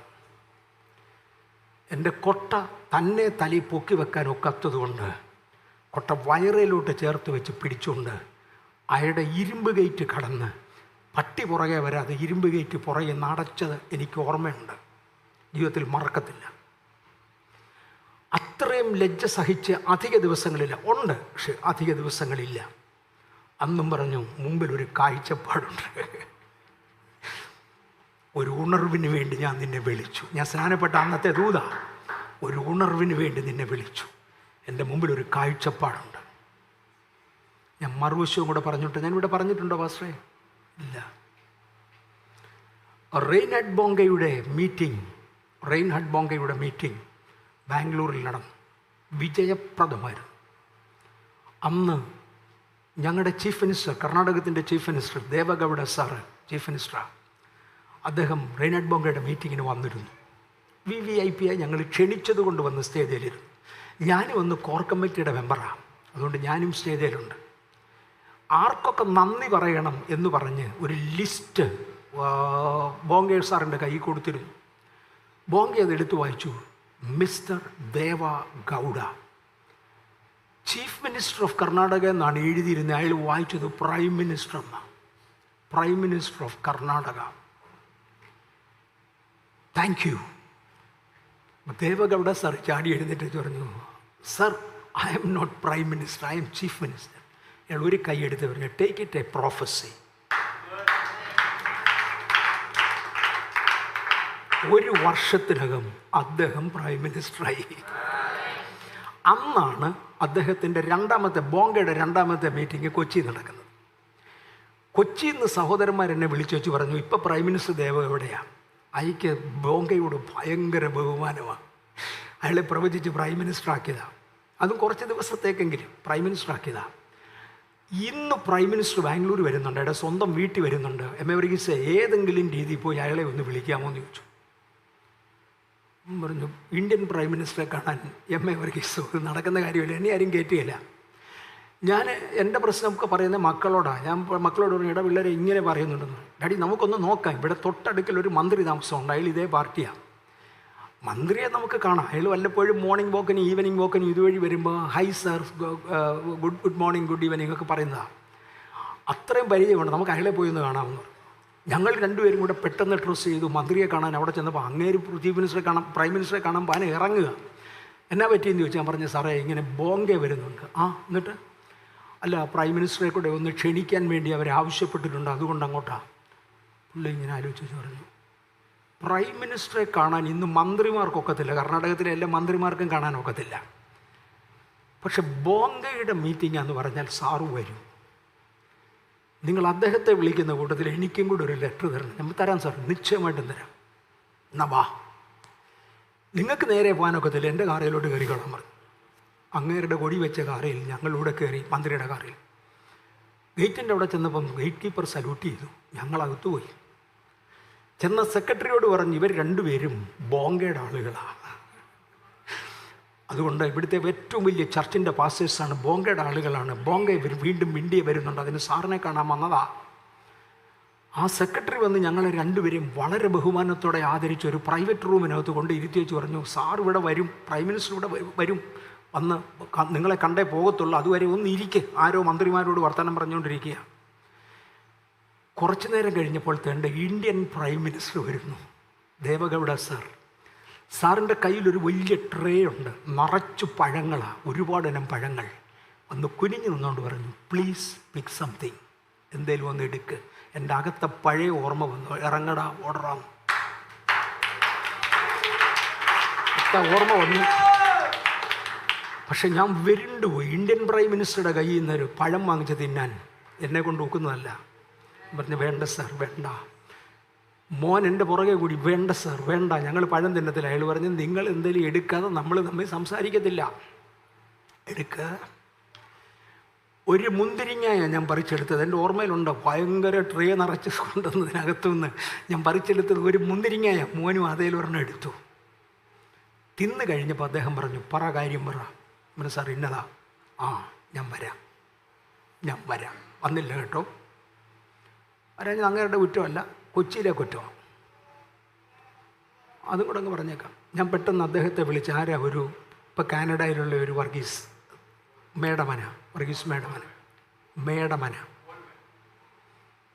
മേടമനയായിരുന്നു ഇവിടുത്തെ കോർഡിനേറ്റർ. അദ്ദേഹമാണ് എന്നോട് ആവശ്യപ്പെട്ടത്. വർഗീസ് മേടമന. ഞാൻ പെട്ടെന്ന് അദ്ദേഹത്തെ വിളിച്ചിട്ട് പറഞ്ഞു സാറിന് ഒരു ലെറ്റർ കൊടുക്കാൻ പറയുന്നു, ഇമ്മീഡിയറ്റ്ലി ലെറ്റർ കൊടുക്കേണ്ട, ഒരു ലെറ്റർ ടൈപ്പ് ചെയ്ത് ഇങ്ങോട്ട് ഫോർവേഡ് ചെയ്യാൻ പറഞ്ഞു. അദ്ദേഹം പറഞ്ഞു ഒരു കാര്യം ചെയ്യാം, ഒരു ലെറ്റർ ഹെഡ് അങ്ങോട്ട് ഫോർവേഡ് ചെയ്യാം, ഫാക്സിൽ ഒരു ലെറ്റർ ഹെഡ് അയച്ചു തരാം, നീ തന്നെ അത് ടൈപ്പ് ചെയ്ത് അതിൻ്റെ അടിയിൽ ഫോർ ദ കമ്മിറ്റി എന്നിട്ടങ്ങ് സൈൻ ചെയ്തേക്കാൻ പറഞ്ഞു. അതുപോലെ തന്നെ കൊടുത്തു. കൊച്ചി കമ്മിറ്റി എല്ലാം കൂടെ കുഴിച്ച് പറഞ്ഞു എം എ വർഗീസ് ആരാ?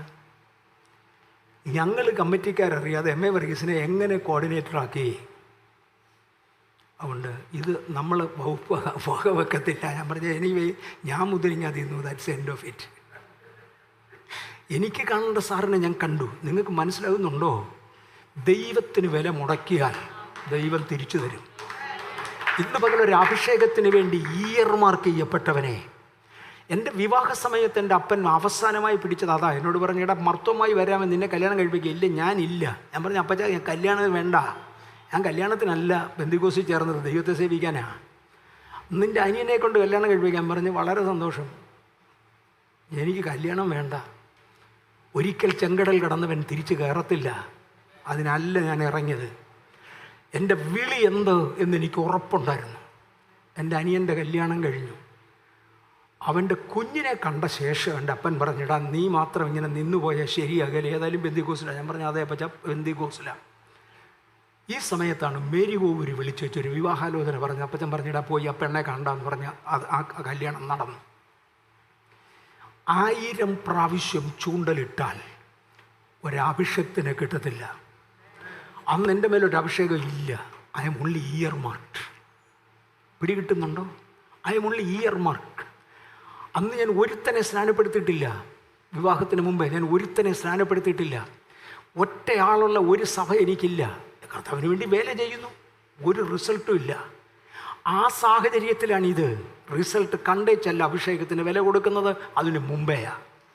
വില കൊടുത്ത ടെസ്റ്റിനകത്തൊരു ലെവലെത്തി കഴിയുമ്പോൾ കർത്താവ് നീ ഇന്നതുവരെ കളരും. അടുത്ത 1,00,000 പേരെ സ്നാനത്തിലേക്ക് ഇറക്കുവാൻ കർത്താവ് എൻ്റെ കയ്യിലോട്ട് വന്നു.